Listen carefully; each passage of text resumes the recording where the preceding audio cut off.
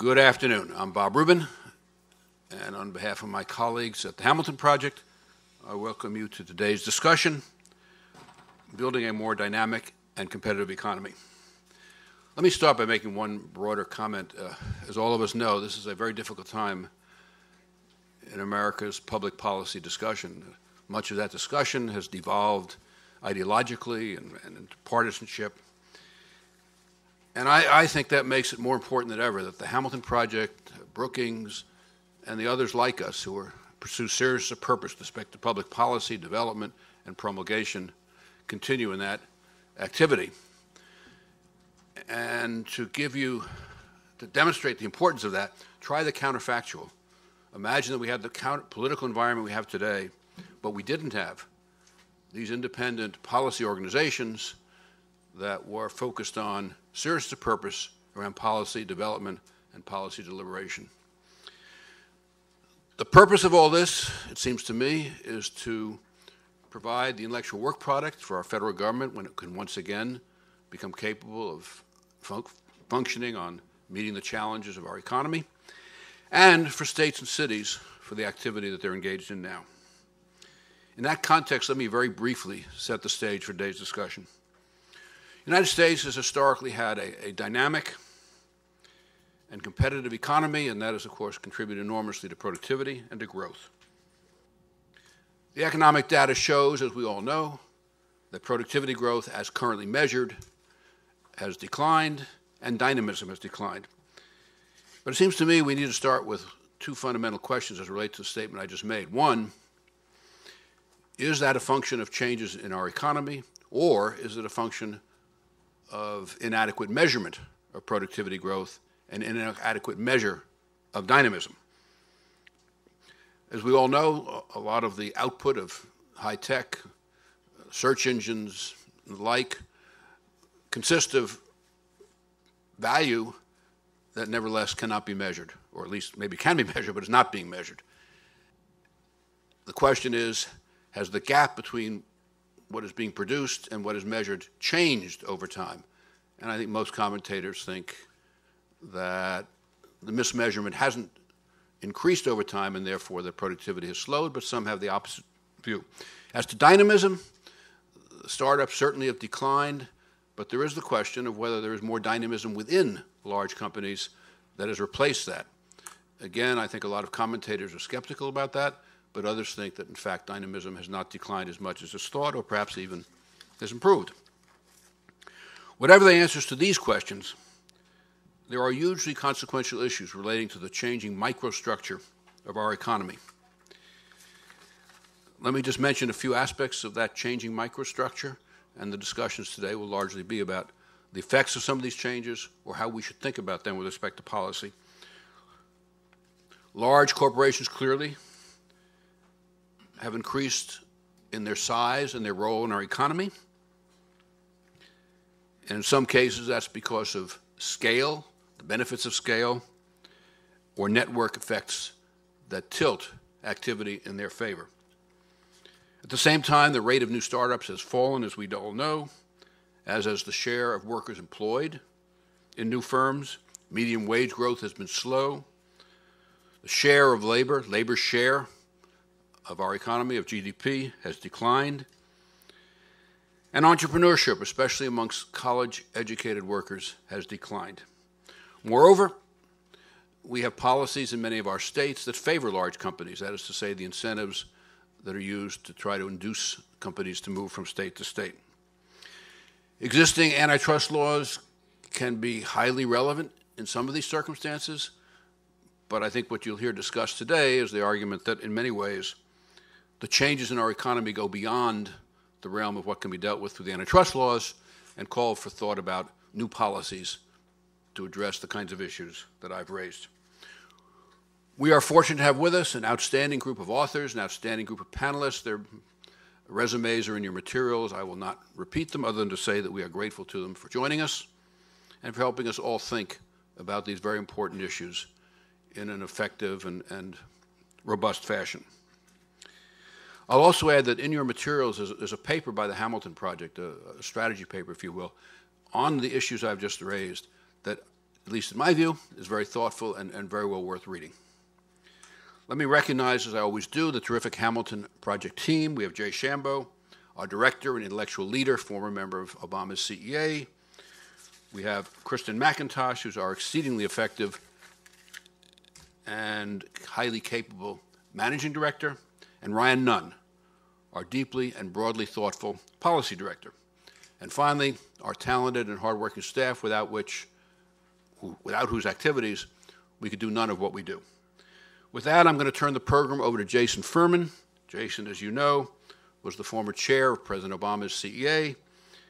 He's now the professor of economic policy at the Harvard Kennedy School. He was the second director of the Hamilton Project, and we are now most fortunate in that he is senior counselor to the Hamilton Project.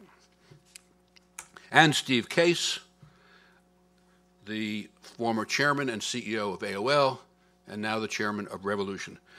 Jason and Steve, the panel, the floor is yours.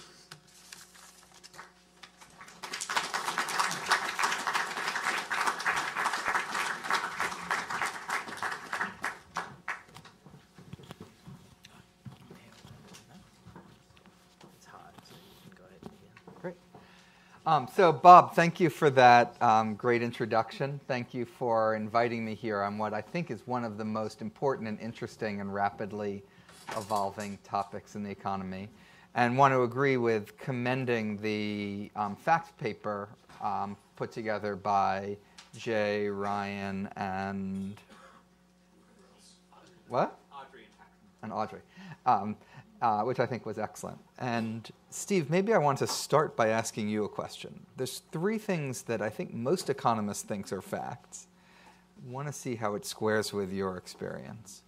One is that productivity growth is lower now than it was in the past. The second is that there's more concentration than there was in the past. And the third is that there is less startup activity now than in the past.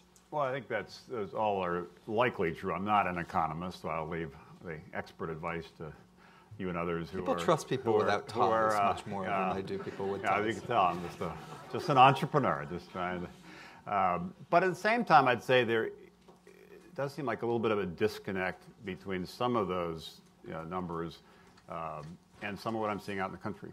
And I've been spending a good bit of time in the last 5 years traveling around the country. We have this initiative called Rise of the Rest, and they've done 7 road trips by bus, 10,000 miles, 38 cities, and places like Pittsburgh and Detroit and Phoenix and Albuquerque and Madison and Minneapolis and Atlanta and Buffalo. And I just a few weeks ago came back from a southern swing in cities like Louisville and Chattanooga, Memphis, Birmingham. And what we're seeing kind of on the ground there is surprisingly vibrant startup communities and a lot of sense of optimism, at least in that particular sector, about what's possible in those cities. At the same time, I think this ties in with why startup activity is down, at least partly. If you look at the data from last year in terms of where venture capital dollars go, NVCA, National Venture Capital Association, tracks this. Last year, 75% of venture capital went to 3 states. California, New York, Massachusetts get 75% of venture capital. California alone gets 50%. So some of the states we visited, like Ohio and Pennsylvania and Virginia and Kentucky and so forth, get less than 1%. Texas, which likes to think it does everything bigger, get 2%. That's not, it's all of Texas. Austin, Dallas, Houston, add them all up, San Antonio, add them all up, 2%. And so we have this weird dynamic, and some of the data that was surprising to me when we worked together, and I was on President Obama's Jobs Council, whenever that was, 7 or 8 years ago, and kind of chaired the initiative around entrepreneurship with John Doerr and Sheryl Sandberg and others. It was surprising to me that essentially, from the Kauffman Foundation, McKinsey, others said all the net job creation really was coming from startups, not from small business, not from big business. They account for a lot of jobs, but they weren't accounting for a lot of net new jobs. So if startups account for most, if not all, of the net jobs, the net new jobs, and we're only backing startups in a few places, not that surprising that the dynamism overall is not great. Not that surprising that a lot of people in the country kind of wake up in the morning a little anxious about the future because it feels like, you know, the technology, innovation, artificial intelligence, robotics, driverless trucks, what have you, these innovations mostly funded on the coast are not doing things that necessarily are helpful to their communities in terms of job loss because of some of those things. And we're not offsetting that by backing the entrepreneurs in some of those cities that actually can create the companies of this next wave and create jobs in the next wave. So I'm actually optimistic about what's happening, but it is a weird, almost two Americas kind of argument or dynamic where essentially you've got all this vitality in a few places that as a result, because all the money's there, the talent moves there, there's a huge brain drain in many parts of the country. It's beginning to slow a bit. We're also seeing in some cities a little bit of a boomerang of people who left thinking the opportunity was on the coast starting to come back. But there's still a lot of work to do to really kind of level the playing field in terms of opportunities so everybody everywhere really does feel like they have a shot at the American dream, and you're creating startups and creating jobs and lifting up communities everywhere, not just in Silicon Valley, New York City, Boston, places like that. So I'm a little bit biased, probably incorrectly, towards being the type of economist, if they see the $100 bill on the sidewalk, will say it can't possibly be there because somebody else would have picked it up if it was. And so then when I look at the lack of opportunities in all these places in the country, I ask myself, I don't ask myself, oh, how do I make money by going there, which is what you do and do it really, really well. I ask, what are the obstacles? One might be that there's a real advantage to these clusters and to being in these clusters, and that's really efficient. And we're just not, as a country, going to be able to sustain 500 different clusters. And so that's spreading our money too thin, and we don't get as much out of it. One is that there's this increased amount of concentration, and that you're afraid that if you start something that you don't want to put your venture money in, then this would apply to putting money into California, maybe even more so, because Google or Amazon will swoop in, take it before you have a chance to make something from it. Some may be just barriers to entry, maybe regulations that make it harder to move to a place, harder to start a job, harder to get a business started, work across state lines, et cetera. So I worry about what these are and what we can do to overcome them. How much do you think there's a public policy issue that needs to be fixed, or is it a matter of will? Is sort of the first question. And the second is, I think your fund is $150 million, which means that 75-25, just on the basis of what you've done so far, isn't going to change. Do you think you're going to be teaching other people, you're going to be successful, they're going to follow in? What do you think that ratio should be, will be? Well, I think like 12 questions. Sorry. Maybe that lets you answer try to whatever remember you one want. or two of them. Gives you a choice. I think the pushback or the skepticism you said I hear all the time, and there's obviously some validity to the fact that there is a reason why clusters are clusters. I would remind you, though, if you look back over the past couple hundred years, the regional clusters have shifted. The regional clusters in that first kind of agricultural revolution wave tended to be in the kind of certain parts of the country, the farm belt, if you will, the centers of gravity, the clusters, if you will, in the Industrial Revolution were different. Kind of the Rust Belt and other things were part of that, and the clusters in this most recent technology revolution have been different still. And even if you look at particular cities, the first city we did on our first Rise the Rest tour, which I think was about 5 years ago, was Detroit, which is a city that people have talked about its decline, but the reality was 75 years ago it was the most vibrant, innovative entrepreneurial city in the country, maybe in the world, because the car was the hot technology of the day, and people were moving to Detroit in droves and wanted to be part of the auto revolution, and schools were being built and roads were being built, and then kind of lost its dynamism, lost its way, a whole host of factors, but over half a century, lost 60% of its population, then went bankrupt. And it was kind of like Silicon Valley 75 years ago. So these things kind of change. Even more recently, my own experience with the internet when we started AOL in 1985, so was that 33 years ago, only 3% of people were online. And those 3% were online an average of 1 hour a week. And most people didn't think there was ever a reason people would get online. Like, why would, like normal people, you really expect to buy a computer and sit there and type messages to somebody when you just pick up the phone and call them? That seems kind of crazy. And seems sort of delightful. And for the better part of a decade, they were right. It actually was a struggle to kind of to build it. Eventually, the internet kind of took off. And if you looked at that first wave of the internet, companies like AOL, we were in Tyson's Corner. Dell was in Austin. Gateway was in South Dakota.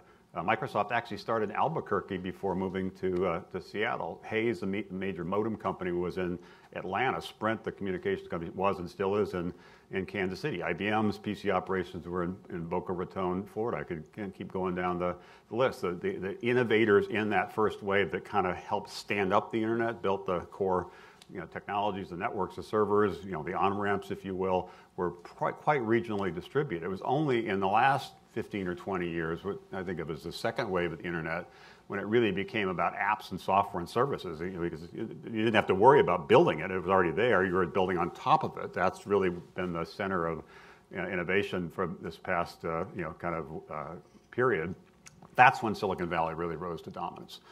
Because it was about coding, it was about software, it was about virality, it was about even dorm room startups that suddenly took off like a rocket. I think in this third wave, which is just now beginning to pick up steam, where the internet gets integrated in more seamless and pervasive, sometimes even invisible ways, kind of throughout our lives and disrupts some big sectors, healthcare, transportation, food, agriculture. I can kind of go down the list. I think that's going to create an opportunity for, again, kind of regional innovation, because it's going to now marry that technology, particularly things around machine learning and other things, with domain expertise, actually understanding like how the healthcare system works or how farmers think and what have you. And the magic will be the combination of those two things that will require kind of building a bridge between those disciplines. So that's why I'm optimistic in this next wave. I think venture capitalists are beginning to wake up to it. To your point about the fund, we actually have a couple things going on at Revolution, my investment company. We have a venture fund and a growth fund. We've actually invested over $1 billion just in the last few years outside of Silicon Valley. We just launched 6 months ago the Rise of the Rest Seed Fund, which was making relatively small, under $1 million investments alongside regional investors, and we put together a great group of individual investors, some iconic entrepreneurs like Jeff Bezos and Howard Schultz and Eric Schmidt and Tory Burch and Sarah Blakely, a bunch of folks like that, some private equity executives, Ray Dalio, Henry Kravis, David Rubenstein, some CEOs of major companies like Meg Whitman, some families, the Waltons, the Kochs, et cetera, were all investors alongside of us in this initiative. So that's the $150 million fund, which will make between 150 and 200 investments over the next 3 or 4 years in these Rise of the Rest cities, then to be followed by later stage investments, either from some of our investor group or others. So I acknowledge there's a lot of work to do, and I also acknowledge that when we talk about Rise of the Rest, I get the same skepticism I got 3 decades ago when I talked about the internet. But I'm pretty confident that that there'll be innovation in these different cities. But we need to educate investors about those opportunities, and there is a role. Going back to your other question around public policy, part of the reason I worked in favor of the Jobs Act, I thought that would help unleash more capital. I was a supporter of the Investing in Opportunity Act that was part of the tax reform, creating opportunity zones. I'm a big believer that we need to make sure we win what's now a global battle for talent, so things like immigration matter. There are a bunch of things that can help level the playing field and drive more innovation, drive more opportunity to more people in more parts of the country. So absolutely there's a policy role, but for me it starts with the entrepreneurs coming up with the ideas and the investors backing those ideas, and that's really where kind of the rubber meets the road. Mm-hmm. Yeah, no, and I think and I'm making a little bit of the skeptical case, but I'm not sure how much I believe it. What I do believe, though, is 2 things. One is, if we're going to be successful, it's going to be exactly that these technologies, not innovation in the technology sector itself, but technology getting married to all these other sectors and helping us solve our problems in health, energy, and throughout our economy. I think that's something we're not seeing in the data so far.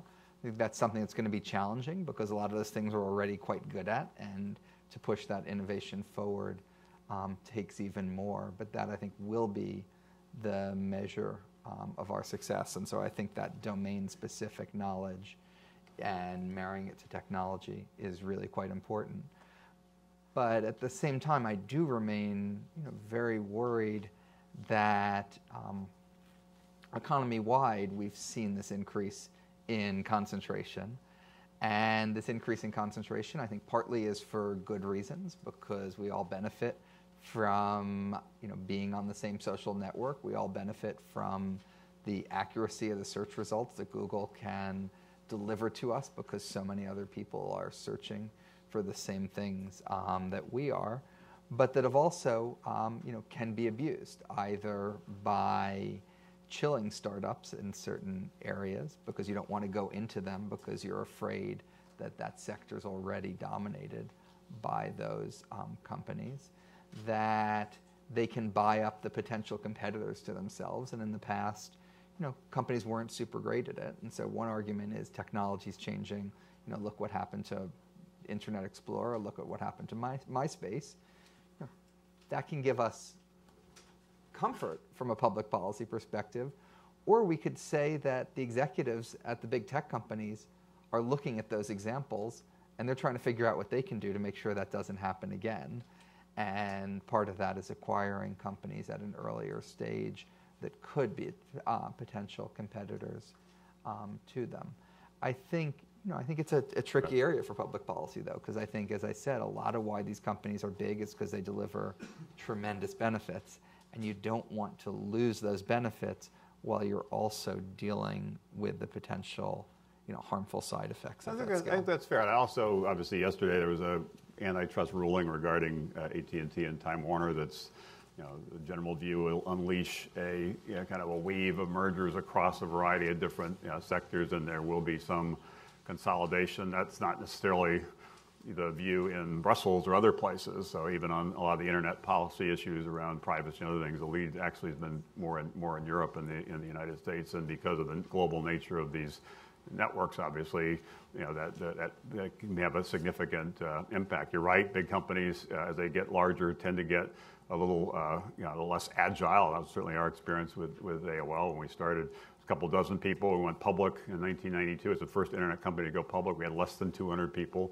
8 years later, we had 10,000 people. Merged with Time Warner, that collectively had 90,000 people, and absolutely kind of became less flexible, less agile, less playing offense, kind of leaning in the future, more playing defense, and kind of protecting what's there. So I kind of lived that experience. I think companies recently, and Facebook acquiring Instagram is a great example of this, or Google acquiring, at the time, a very small startup, Android, has done a much better job of managing those acquisitions, usually by keeping the entrepreneurs in place and kind of protecting them from some of the corporate kind of desire to kind of turn everything into one thing, as opposed to have the flexibility and agility that the entrepreneurial kind of ventures need. The other dynamic, though, I think that's going to be super important to watch in this what I've called the third wave of the internet, is there are three dynamics that were critically important in the first wave, not that important in the second wave, that I think are going to become critically important again, and that could drive some of the dynamism, not just in the startup sector, but dynamism in the kind of the Fortune 500 sector. One of them is partnerships. In that first wave, everybody had to work together. We had 300 partners at AOL. The second wave, Facebook didn't need partners. They just launched an app that a lot of people adopted. Instagram didn't need partners. They, similarly, they got this viral adoption and moved really quickly. And this third wave, when you're dealing with healthcare, for example, you need partners. Writing the code, dropping an app in the App Store, kind of the table stakes. The real action is how do you have system level change by getting hospitals adopt it and doctors and nurses to use it and health plans to pay for it and so forth. That's true with all these other sectors that are kind of up for grabs. So partnerships are going to be a big deal. The large companies that figure out ways to partner with the small companies are going to be advantaged, and the small companies that figure out a way to partner with the large companies are going to also be advantaged. So that's something to watch. Again, big deal in the first wave, not a big deal in the second wave. I think will be a big deal again. Policy, what we're talking about here, will become much more important in the third wave. In that first wave, when we got started, it was illegal for consumers or businesses to connect to the internet. We had to build everything on our own. At the time, the internet was restricted to government use and educational use. So if you worked for a government agency or were on a college campus, you could connect to the internet. Everybody else couldn't. That changed when there was the commercialization of the internet and the Telecom Act. A bunch of things happened. There were a lot of policy issues regarding the rules of the road, including Judge Green essentially making a judicial decision to break up the phone companies, unleashed a torrent of innovation in communication, without which the internet would not have flourished, or at least wouldn't have been nearly as broadly adopted, because it would have been much more expensive, and that led to a whole host of companies getting funded that would not have been funded, but for that decision. There's a bunch of other issues around policy that were pretty central in that first wave. Policy wasn't that big a deal again in the second wave. It really was about the software. It really was about the apps. It was only when companies got really, really, really big, like Facebook, and then the issues around privacy or Russia or other things emerged, that policy became front and center. But it was kind of a non-event in the creation of that second wave. But again, in this third wave, whether it be driverless, cars or medical devices or what have you, there are going to be regulations.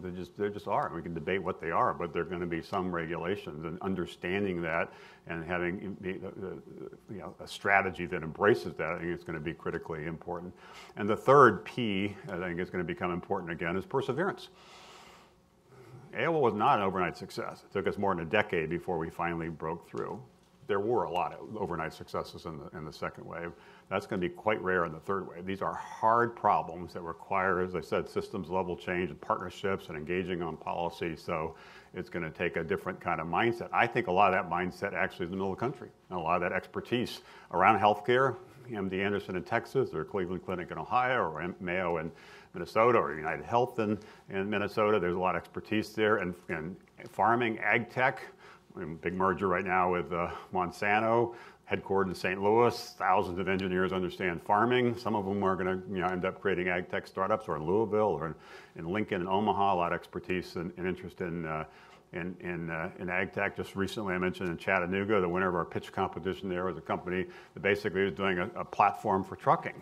I didn't know it, but Chattanooga is sort of like the Silicon Valley for trucking. Some of the largest trucking companies are in Chattanooga. So if you're actually trying to create something that's helpful to the trucking industry, there's actually an advantage to be in a place where the partners exist and that domain expertise exists. So I think people are going to be surprised over the next decade how the puck moves, and we'll see innovation both regionalized and globalized. So there are clearly some risks there, which does not mean Silicon Valley will fall. I think it will continue to be robust and resilient, but it does mean that the dynamics will shift. And as some of you know, even the idea of the rise of the rest was not a new thing we came up with.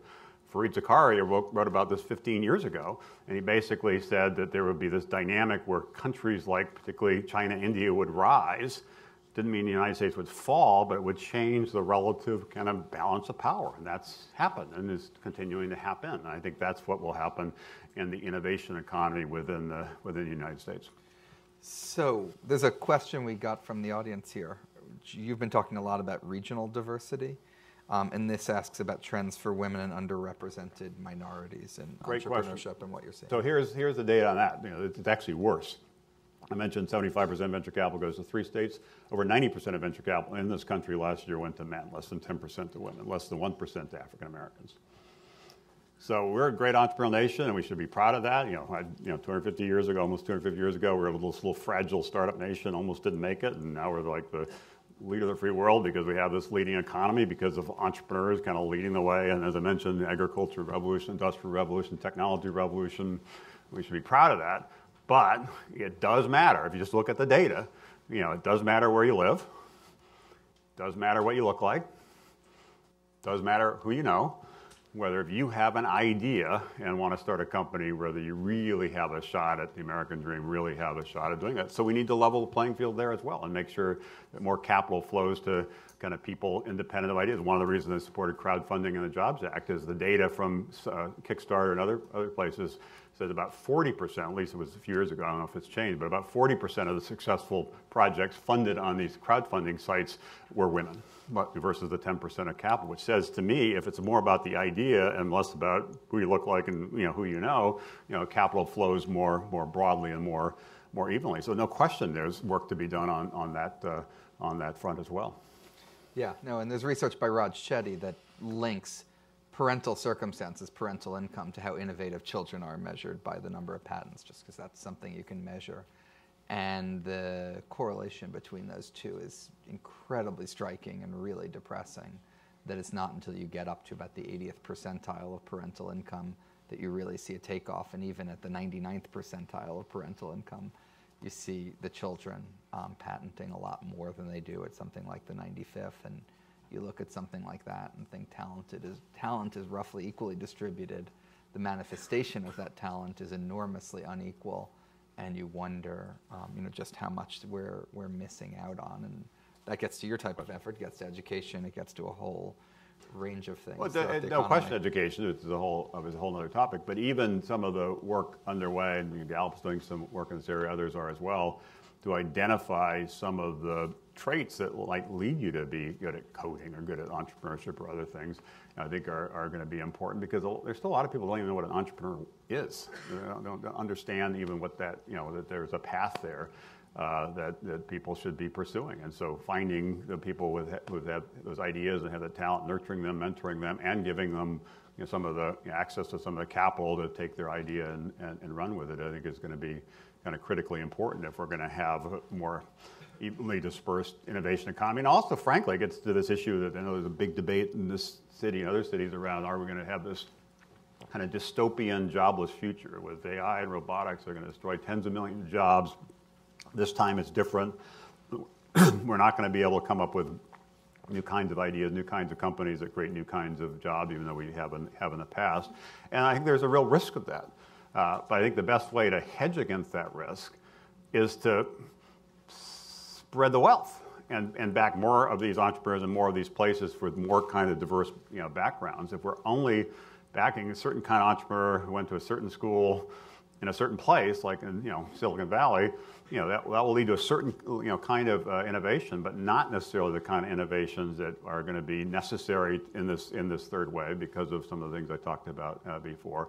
And some of these things, like I mentioned the AOL story, and people laugh when I say, oh, nobody thought the internet would happen.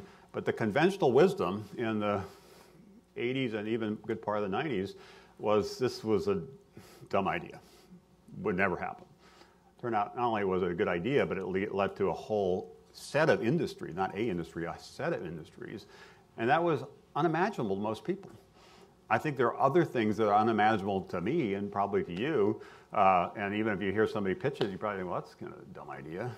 But that might actually be one of the big industries of the future that actually does create some of the jobs to offset some of this job loss. So rather than just kind of assume it's different and assume this dystopian vision and start having a debate around safety net and UBI and so forth, why don't we at least take a shot at trying to kickstart more innovation from more people in more places, and we might be surprised that actually there is going to lead to a lot more job creation than right now we can currently see.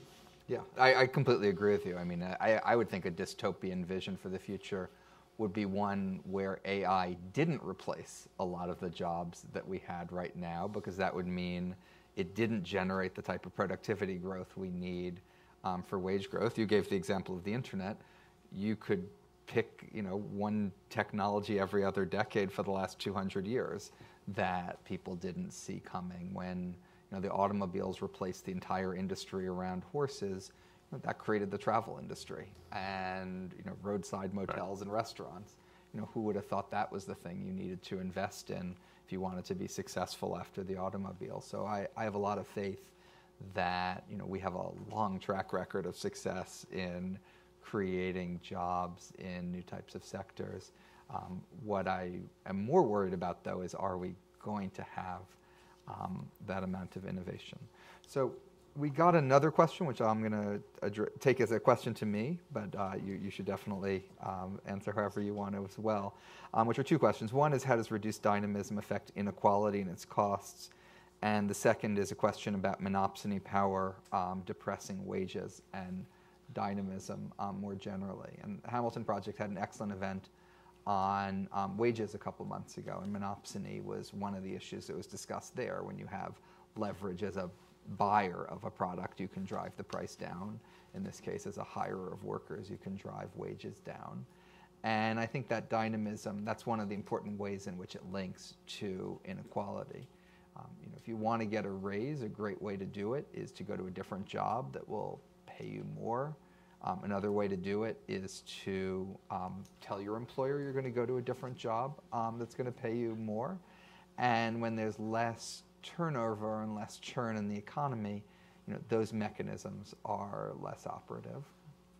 If you're a nurse, you're going to have a harder time being paid as much in a town that has 1 or 2 hospitals than you would have in a town with 3 or 4 hospitals. Just the bargaining power, of the hospitals compared to what they had, in one of those cases versus the other. And then the last is a mechanism, and this one is more speculative, but one that Peter Orszag and I have been thinking about and writing about for a couple of years now, which says that you're seeing this real disconnect between highly successful companies and companies that are much less successful, and you're seeing that success not translate and radiate throughout the economy, something the OECD has found in their work, and that the rents to some degree get shared in the successful companies with their workers. So at Apple, you get paid really well. If you're working at an unsuccessful or a less successful company like Applebee's, doing the same type of job, you get paid less. And so that greater degree of concentration, greater barriers, increased dispersion shows up in more dispersion and inequality. So I think there's a lot of different potential links between dynamism and concentration on the one hand, and inequality on the other. And what I think is appealing about this narrative is that the solution to it is more markets, more competition, more dynamism, more entrepreneurialism, more innovation, and that has the prospect to help with both productivity growth and with inequality. And just to add to that, in the competition front, we're Revolution invested in a number of fast casual restaurant concepts, Sweet Green and Cava, both of which started in DC and now expanded around the country. That market now is getting super competitive in terms of labor. In a surprising way. It would not look like in that particular sector of the service economy it necessarily would be, but actually one of the challenges that these companies have is hiring and retaining people, because there are a lot of opportunities in that sector in not all cities, but certainly most of the major cities. I want to go back to something you said earlier in terms of the cluster point, because I think it's pretty important. If you go back to the data of 75% going to 3 states, 75% of the 75% really goes to 3 cities within those states, or broadly defined. In California, it mostly is Northern California, some now in the LA area, but many parts of California, Sacramento, Salinas, others are left behind. In New York, it mostly goes to Manhattan. Many parts of New York, Syracuse and Buffalo and so forth, are left behind. In Massachusetts, it mostly goes to Boston, Route 128. Many parts of Massachusetts and Springfield and Pittsfield and so forth are kind of left behind. So it's really not just 3 states; it's really 3 clusters within those states. And our hope with this Rise Rest effort, it will go from essentially the vast majority of our capital going to these 3 places to going to 30 places. Not 300 places, but 30 places. I think that would be kind of transformative in terms of if you could have these anchors in Pennsylvania, like with Pittsburgh. And a lot of great things are happening in Pittsburgh. Carnegie Mellon's probably the best university in terms of robotics. Google opened an office there. Facebook opened an office there. A lot of startups there. More venture capital starting to kind of go there. At least if you grew in Philadelphia, some interesting things happening. If you're in Pennsylvania, maybe in rural Pennsylvania, maybe you'll have to move to one of those cities, but at least it's an hour or 2 away, as opposed to having to kind of move across the country. So these regional clusters, I think, are going to be helpful, not just in terms of help lifting up those cities, but giving people in those cities more of an opportunity so they don't feel, which a lot of people do right now. Most of the people in Silicon Valley are not from Silicon Valley. They went there because that was the sense if they wanted to pursue this career in innovation and technology and so forth. That's where all the action was. That's where all the people were. That's where all the money was, and it kind of created this increasing returns dynamic. How do we begin to shift that so people have more opportunities, and in the process, we're going to create more jobs in more of these places. And as an investor, going back to your earlier point, I actually think we can make more money investing in these because most people aren't investing in them. Valuations of the companies in Pittsburgh and Des Moines and Minneapolis are lower than if those same companies were in Boston or New York or San Francisco. Yet when they get acquired or go public, nobody says, a company like there's a company in Indianapolis called ExactTarget that Salesforce bought for $3 billion. They doubled the workforce in the last 3 years, 1,000 people, now 2,000 people. Salesforce didn't say, oh, it's in Indianapolis? Well, we're not going to pay $3 billion, we're going to pay $2 billion. They pay full price, the retail price on the exit, but investors kind of get a wholesale price on the entry. So we have about 2 more minutes, and I got one more question here. I'd really be interested in what you have to say about it. What role do you think our immigration policies are going to have in this, and in particular, do you have concerns about limiting, issuing visas for entrepreneurs? It's a big problem. I've been working on this for a decade without much success. I was disappointed. I testified in the Senate around comprehensive immigration reform, whenever that was, 4 or 5 years ago.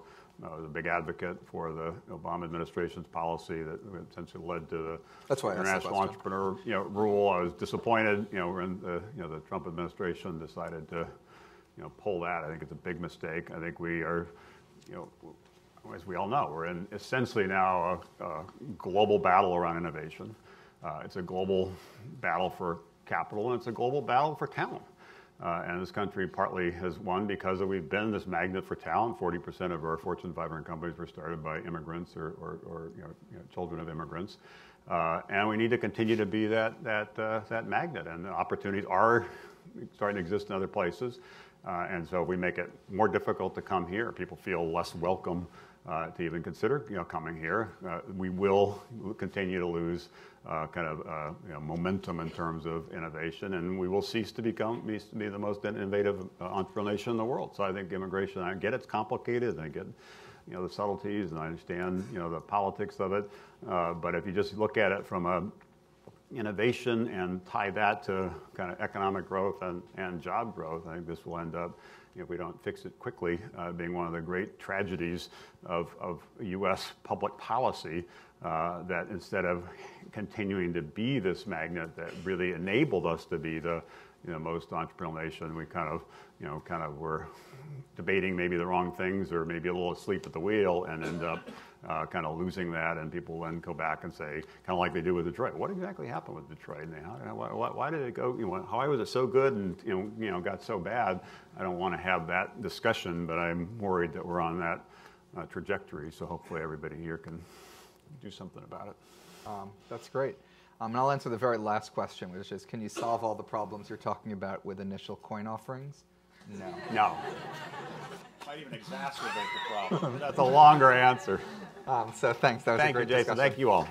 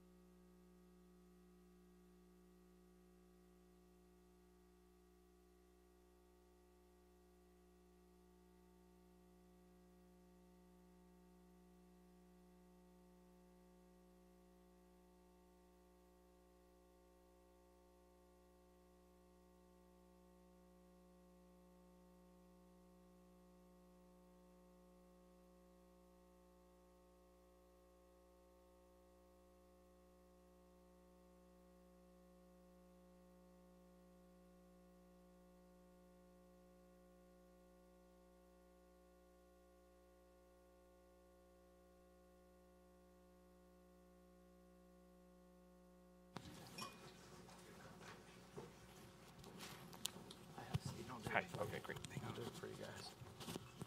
Here's just live, so you can begin now. Okay. Thanks.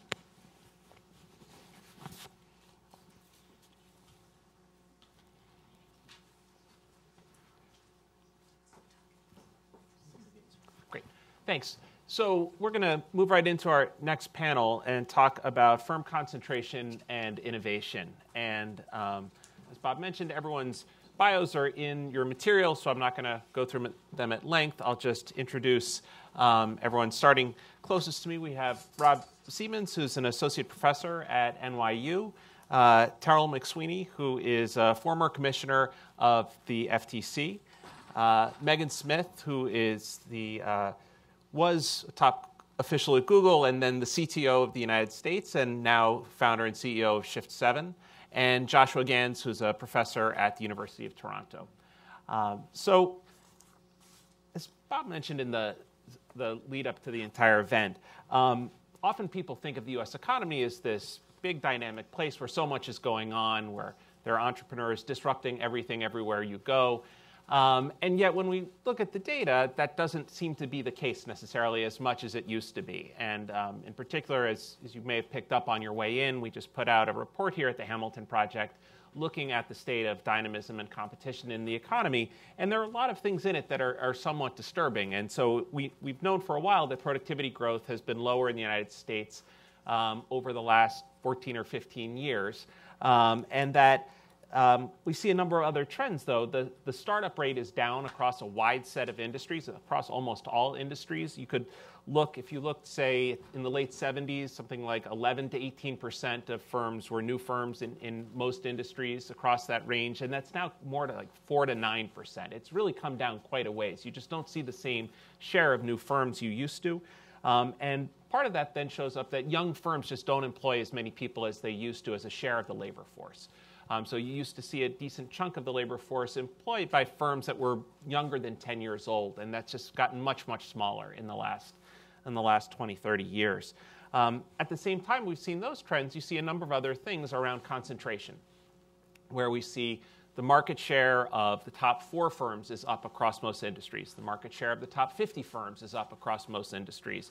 You can look at more technical measures, like HHI indices, and those are up across most industries. And so one of the things that we want to talk about in this panel here is thinking about concentration in particular markets where we see much more concentration of top firms dominating a much bigger share of the market, and how that connects to innovation and how it connects to productivity growth. Terrell, I wanted to start with you. So you've just kind of come off the front lines of trying to defend a competitive economy and push back against market power being abused. And so just I wanted to get your take on how you see the competitive landscape in the U.S. economy right now. And are you worried about concentration across a lot of industries? And is it are there just changes happening in the economy that we can't stop it, and it's just this is the way the economy is going to shape? Or how are you seeing things now? Well, thanks for the easy startup question. That's great. So, yes, as a former competition enforcer, I think I am very concerned about the macro trends here that we're seeing, partly, informed by the work of the Council of Economic Advisors in the Obama administration. Thanks, guys.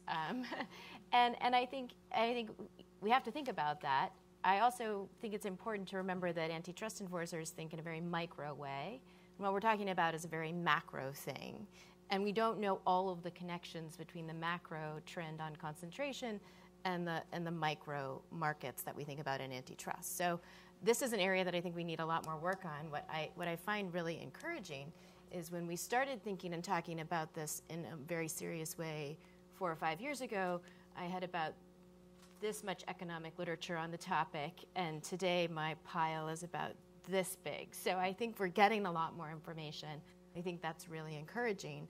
I think antitrust is a huge part of the solution here, but it's not the only solution, and I think it requires a multi-pronged approach. Great. So with that in mind, then maybe Joshua, we'll jump to you. So speaking of approaches that are not antitrust, trying to think about concentration and how we deal with barriers to entry that are coming up in new industries. So you've just put out a proposal, the Hamilton Project. You probably picked it up on your way in. Do you want to tell us just a little bit about what motivated it and how you're seeing an approach to this problem? Sure. What motivated it is Facebook. We shouldn't beat around the bush. It's a company now that has 2 billion users, and it certainly has as wide a reach for an American company as Coca-Cola. So it really sort of motivated thinking about what might give it a competitive challenge into the future. Because ultimately you have to be concerned about, for want of a better term, a leviathan. Here is a company, when it sets its rules, it's going to be take it or leave it for everybody there. Generally, things don't work out too well that way. But at the same time, you had, it's a company that has achieved this level of dominance in an industry, or created it in effect. And it has done this without having to do any of the things that people have innovated in terms of antitrust violations. Hasn't had to do exclusive contracts, predatory pricing, price is already zero. It's done a few mergers and acquisitions, but it's been at a stage where no antitrust lawyer or judge would ever challenge them. So it has really reached that position, and you sort of have to ask yourself, well, what's the problem with that? And I approach that problem, and I guess this is a good way to approach regulation. I approach this problem as somebody who personally loves Facebook. I know there are two sorts of people in the world: those who hate Facebook and those who love it. The people who love Facebook are often not willing to admit it. I'm coming out. I like it. I'm with it all the way. But I do see, as a competition economist, if you want it to be better, and not just better for everybody, that's one way of thinking about it, but better for people at the fringes, people who want more privacy, people who would like to do it without ads, people who would like it just to look a bit different, all manner of things that might occur. People would like to see news before stuff about friends and family, or vice versa, or no news, or all news, whatever. There's no ability for a startup to come in and think about what a particular market segment might want and compete with Facebook, because you can't just pick off customers one at a time. The problem is Facebook's value comes from all the wealth of connections it's got, and that's all solid and stuck together. Now, interestingly enough, we faced this problem before when we deregulated telecommunications. We had single, publicly owned, often sometimes privately owned and publicly regulated companies, single telecommunications firms, and we wanted to have competition between different providers. Now, no one ever really challenged the idea that if you call from one network, you should be able to make a call to the other network and pretty much be seamless. That was taken as a given. We called it interconnection. But of course, Facebook and Twitter and Snapchat have all grown up out of a regulatory environment, so no one's ever dealt with those issues. So what we do not have is interconnection. So what you would like to have happen is somebody to enter, and they could take a customer, but the customer would not lose all their connections to other people who've already given permission for sharing. And so the proposal that I have is a simple philosophical proposal. It might be a little bit more technically challenging, which is, if you want to leave Facebook, you should be able to leave it and take your identity with you. And what your identity is the set of people who you've decided you want to share information with, and the set of people who've decided to share information with you. And with that record, you can take it to a new network. And it's true, the new network might not operate as fancy in a way as Facebook does initially. But there might be some people out there, the people who currently would like to delete Facebook but can't, might have another option. And I think historically, being able to allow for that initially small-scale entry keeps incumbents on their toes and allows us to take away concerns about more heavy-handed regulation, like trying to regulate Facebook's content or trying to break it up in ways that it's... If you wanted to break up Facebook, it's just to show you can do it, not as opposed to actually solving a real problem. And so I think this sort of philosophy worked in telecommunications. No reason why it can't work in digital platforms, in particular social media.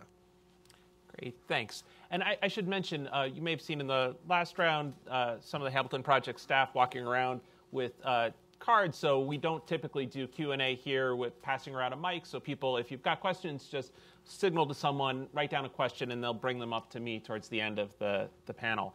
Rob, I wanted to turn to you because I think in Joshua's proposal, there's this idea of social identity portability, and it ties in with some things people talked about with data as a barrier, one way or the other, whether it's in this case your own personal data and your ability to communicate with other people, or in other cases the concern is the barrier to entry comes from the need to access the data to be able to do a startup and things like this. And I know it's something you've thought a lot about. And I'm wondering if you could talk a little bit about how data can wind up being a barrier to entry, and how proposals like this might be helpful in some way. Yeah, so I guess to a certain extent, what I have to say is going to build a little bit off of what came up in the first panel, the discussion between Jason and Steve around AI, right? And so there's a lot of evidence that AI will, lead to a lot of productivity growth, lead to a lot of economic growth, but sort of the risk that we're faced with, and I think Jason in prior remarks has made this very clearly. The risk is that we might not get enough of that AI, and hence as a result, not enough economic growth. So the question, though, is how is it that AI will lead to this economic growth? The idea is, again, to point Joshua made earlier, that you'll get startups that enter, that sort of compete against these established firms, using AI or some other type of technology. That then sort of leads to innovations that ultimately lead to economic growth. But the question is, well, how can these, is there some sort of barrier to entry for these AI-enabled firms to enter? And anecdotally, it seems like the answer is yes, in the following sense. So a lot of the AI technologies rely a lot on a lot of data to both to sort of create algorithms, these sort of AI algorithms, and also to sort of run through the data, if you will, to sort of identify potential customers, be those end customers like you and me, or be those customers like, in a B2B type sense. And so it seems like it seems like data is potentially a barrier to entry for a lot of firms. There are potentially ways around that we can sort of talk about. But sort of I think Joshua's proposal is very clever in the sense that data portability, and there might be issues around how to implement this, and Megan might sort of talk about that a little bit. But to the extent that there is data portability, it then provides startups with a way to access this data and in principle sort of overcome this potential barrier to entry. Okay, great. So Megan, you've got kind of an interesting viewpoint to kind of survey a lot of these issues, having been inside a really big firm at one point and then inside the White House, in some ways a bigger firm. And then on the other hand, now doing the work you're doing with Shift 7, where you're going around and kind of really meeting a lot of people who are kind of starting out way down on the ground level. And so I wonder if you could just talk a little bit about how worried you are about some of these network effects or data issues that people are talking about as barriers to entry, kind of keeping people, if not from getting into a business, from scaling the business, and what you see as some of the barriers to kind of getting some of the rapid growth from those firms you're meeting out there. Yeah, in a lot of ways, we're trying to think a little bit about what I call collective genius. And so if you sort of think the hashtag of more competition, to drive that, more collaboration. So more collaboration will drive more competition. And Steve was talking about the partnerships that are there. We've been all over the country, sometimes on Rise of the Best, sometimes on Tech Jobs Tour, sometimes just with wild entrepreneurs. And there's so much incredible stuff happening in the country, but we're not organized in a collaborative way to really lift entrepreneurs everywhere. Sometimes it's the treasure or the economics, it's the networks, it's the confidence there. So I think, data is one example of something that we could release if we sort of open up. So how is it that a tiny number of people created Wikipedia, right? They created a light scaffolding around which all of us could bring what we're passionate about into this encyclopedia that's now written by all of us. I mean, it's quite astonishing, right? So I think that one of the greatest things we can do is to do the kinds of proposals you guys are talking about, but almost crowdsource some of them. Like, let's put this stuff up there and let's work with regulators and get very creative. One of the last things that Alex McGilvery did as we finished in the White House was to ask about data portability specifically, and to just ask, what do y'all think about this? And what proposals do you have here? Because there's so much collective genius out there. And so if you can get that back, you can gain a lot. And as by way of an example, I was just at the UN a couple days ago. I don't know if people are familiar generally with the Sustainable Development Goals. Yes, no. This is the set of goals like the Millennium Development Goals for this year. So a new way of doing this in a collaborative way, like this data proposal, we convinced them in 2015 when, at the General Assembly, when they were voting, to actually put up a web page a month and a half before and say, anyone in the world have any solutions already in progress for this stuff? We got 800 submissions from 100 countries in 2 weeks. And the incentive was, we're going to have a dozen of you as a celebration collection, take the stage 1 hour after the world votes and show us what you're bringing. And let's take the justice goals. There's a team teaching law in prison in Uganda. Thousands of people getting themselves out of jail. Let's take the kind of deforestation climate goals. There was a team using drones to plant 1 billion trees a year. There's a team in the Amazon. Today we face grave challenges with climate and just cutting down the trees and destroying the lungs of the earth. Beno Juarez is a fabulous entrepreneur from the Amazon who lived there till he was 9, came out, became an expert in advanced manufacturing and 3D printing and you name it, and has gone back home and building boats and floating fab labs so that it's just like, if the fab labs from MIT and other places, these maker spaces, you could run off the dock into that kind of space. What would the talent of the Amazon indigenous bio-informed experts do if they had also, these mastery tools? And so, like, thinking about everybody as, Shift 7 billion people as colleagues, as talented, and using the internet, since we have it, to connect ourselves in this, almost the guild of old, the apprentice journey mastery, everywhere in all the towns. And that, just was in Detroit. Steve talked about Detroit. It's incredible to see what the Quicken Loans team has done there. And I think it's every sixth grader goes to visit them 2 different days in the fall and the spring. Like, let's take that example and do it in every city. And so how do we share what's working rapidly? And so that's what I would do sort of on this data problem. I would do it on almost every problem. And it's exciting to see what's there. And if we do this, we'll unlock extraordinary talent across the country and lift and scale that we want to. Okay, great. I'd like to come back to everybody with, in some sense, a similar question, which is, so if we're talking about different aspects of concentration and innovation, is to really talk a little bit about how they're interlinked and to what extent we're worried that the concentration in some industries in particular is keeping out too much innovative activity by keeping out the entrepreneurs or just making it too hard for them to get in. Terrell, do you want to start off of how you're seeing the links between those? Well, I think to the extent that there are links, those are areas that competition enforcers can target with enforcement and advocacy, and maybe even helping government regulators act in a pro-competitive way with their regulatory power. So I think the competition enforcers have a role to play there. I agree the kinds of things that we should be looking very carefully at are the competitive significance of data, freeing up data and allowing it to move around, and that's not just allowing portability, but also, importantly, interoperability. It doesn't really work well if I can take my data, but I can't use it anywhere, right? Keeping open API, avoiding the internet of giant behemoth walled gardens that contain everybody and have lock-in as a factor associated with them.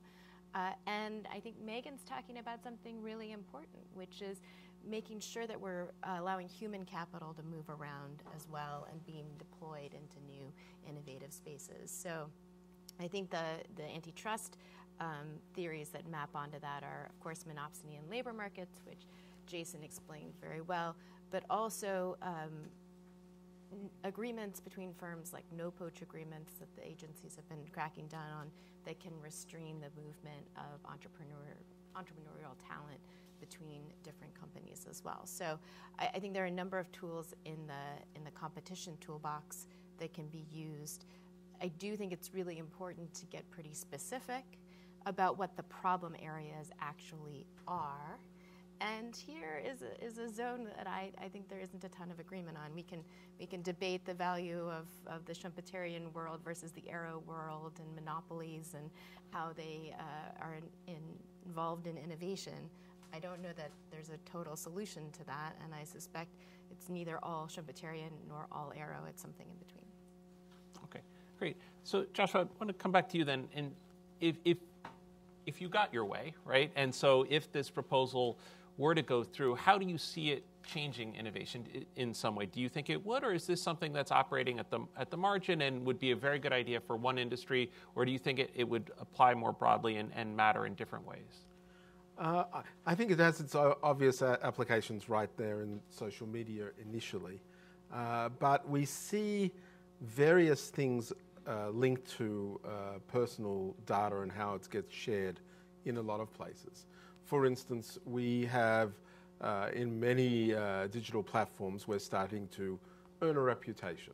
That might be if you're an Uber driver or an Uber customer, even. It certainly was true of eBay, built its model on people earning a reputation for reliability.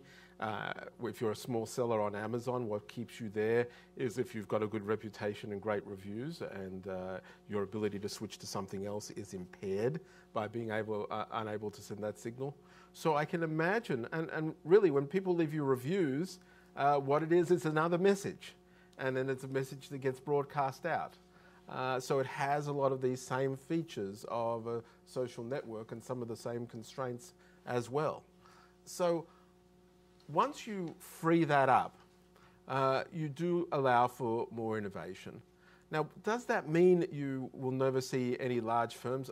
I think not. I think the reason that Facebook would be large would be the same reason Google is large, largely due to economies of scale.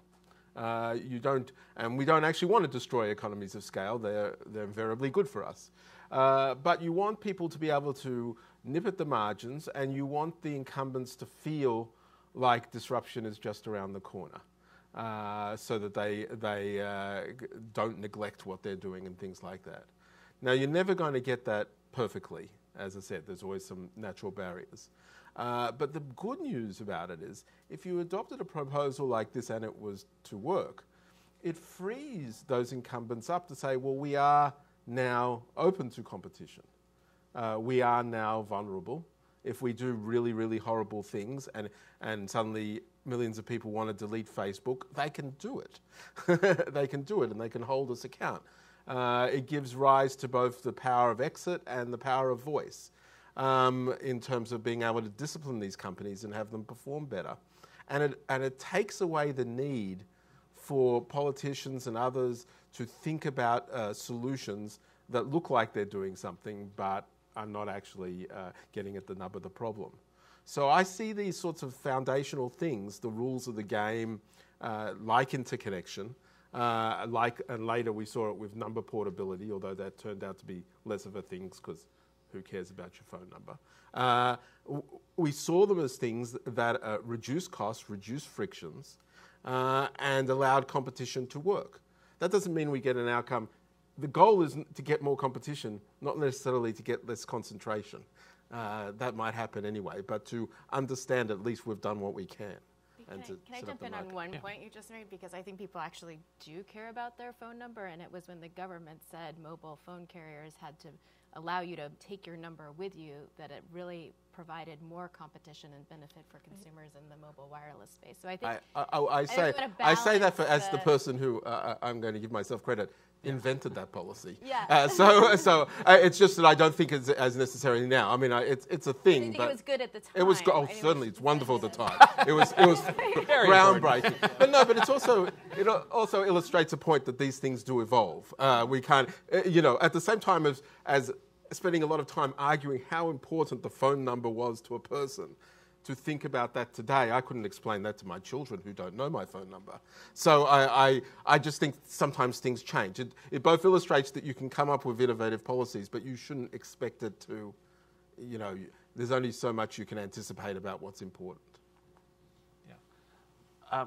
Rob, I wanted to come to you with kind of the same question about how much you see as an IO economist and someone who's thought a lot about competition back when you were at the White House, of how you see the concentration tying to the innovation. Because you can get arguments on both sides that, well, letting monopolies have some profits gives them some money to do cool things, and so we shouldn't worry about the concentration. So how do you see that issue? Yeah, thanks. So I was hoping you were going to come back to me on that question because you gave it to Terrell, and I was worried that we were going to sort of move away from that question because I wanted to come back to it. I mean, I think I'm in broad agreement with what everybody here says, but just to sort of slightly play devil's advocate a little bit. So yes, there, it looks like there's a lot of evidence that there's more concentration, but it sure looks like there's a lot of innovation out there, and so it's not totally clear to me that if we create more competition, that will lead to more innovation, despite what I might have said like 10 minutes ago. Yeah. Okay. And so I guess the point there is that we're starting to get data, and we're starting to get results on this, but it seems to me that we actually need a whole lot more data to be collected. Right? There's sort of a role here, for example, for statistical agencies to start collecting different types of data than they have in the past. And there's a need for a lot more research in this area, right? I mean, so I think really the counterfactual question is, if there was less concentration, let's sort of focus more maybe on like the tech industry. If there were fewer of these large tech companies, would there be more startups leading to more innovation, or would there be less? And that's not totally clear to me. I mean, there certainly are a whole lot of startups. It seems like part of the reason why they're starting up is because they are hoping to be acquired by one of the big firms. That doesn't strike me as necessarily a bad thing. I think I do want more. It's sort of a call for more data and more analysis on this. Yeah. Megan, I want to ask you this because you had this great purchase, getting to see inside all the amazing things Google, as a very large company, was doing as just part of its normal product development of things that were changing the world. And now, on the other hand, you're going around talking to all these people on the ground who are starting really small things often. And do you see is there a difference there? Do we need both? Do we need to worry if only the big firms are doing the innovation? Do we lose something? They're the same character. That early stage.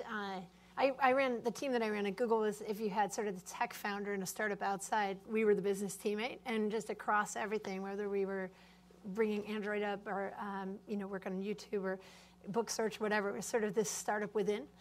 Sometimes through acquisitions. I did the acquisitions of Earth and Maps and Picasso and those.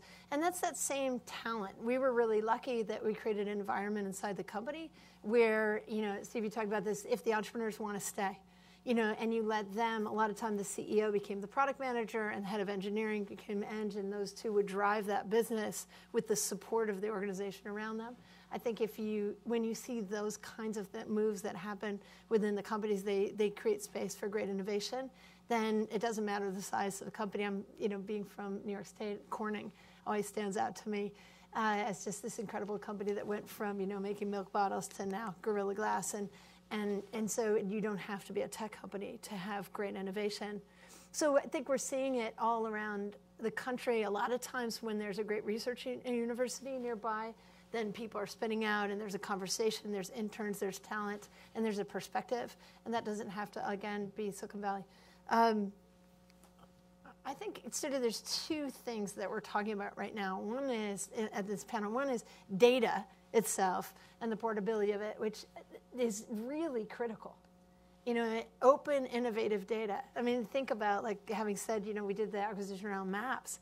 This isn't personal data, but we opened 200,000 data sets with President Obama and then started to get them mobilized. And those that are mobilized have, billion-dollar industries on top of them, and those that are quite quiet, often, sadly, the ones the Domestic Policy Council was dealing with we in the White House. The National Economic Council got all our attention, and we're not doing that stuff. So thinking about data in general, mobilizing it, whether it's personal and getting it out for the RIF, keeping privacy across, is critically important now, because data and the digital world is fueling every industry, right? And then the second question of entrepreneurs themselves, I think they live everywhere. They don't have the same treasure. They're not getting the same money. They're not getting the same voice. They don't get to be on panels. They don't get to talk about their areas and their agenda. The agenda that somebody who's like the Clara Barton entrepreneur, the George Washington Carver entrepreneur, is just as important as the Henry Ford entrepreneur. So making sure that all across our world we're using the entrepreneurial capability and teams and methods, and any organization we're in, are really critical. And having technical people, especially data scientists, involved in every piece of what we're doing is really important. Because not that that character knows more or less, they just know their thing. It's like, for example, in this room, how many of you are working with a real-time, many people probably are, who are real-time data scientists in here? There's a couple, too. All right, who is working on a daily basis with a data scientist who's not quant, who's also a data scientist, but live tools? They can make you a live tool right away. They'd go get an API, suck something off the web out of Census. Who's doing that right now? Yeah, so that is a problem. So this is what we learned when we came to DC, that we tech folks are too rare here. And it's not that we know more or less, we're like the lock picker in the Navy SEAL team, we get you in the room. We don't know what you know, but we know how to do certain things, and we need to be in your teams. We're not the help. So you don't make a whole plan, write it all up, and hand it to us to make that, because then the architecture is wrong. That's how we got healthcare.gov. Right? It's exactly how we got healthcare.gov. So we need to be in the room cross-functional as fast as we can, and we'll move really fast on all topics. And the techies can't be all alone in Silicon Valley without those who are super experts in, Stevie talked about it, the farmers who really know what they're doing in Nebraska or wherever. Let's get out in the country and let's get cross-functional as soon as we can. Great. So we've got some terrific questions from the audience already, and I see. Actually, this often happens. There's more than 2 or 3 already on the same topic that I want to ask. And I want to start, Joshua, with you and come to everyone really on this if you have thoughts, which is, how might policies designed to increase identity portability take into account asymmetrical data privacy and security regulations across different platforms? And related to that was someone else wondering, if I've got this kind of identity portability and I'm able to message across, again, how do I worry about the issue of privacy where the business model may be different, so that the different firms may have different privacy policies, and how am I going to deal with that? Right. Yeah, no, that's the first order question here is, what if I decide, I've got a friend, and the friend decides to join, laissez-faire book that doesn't care at all about privacy.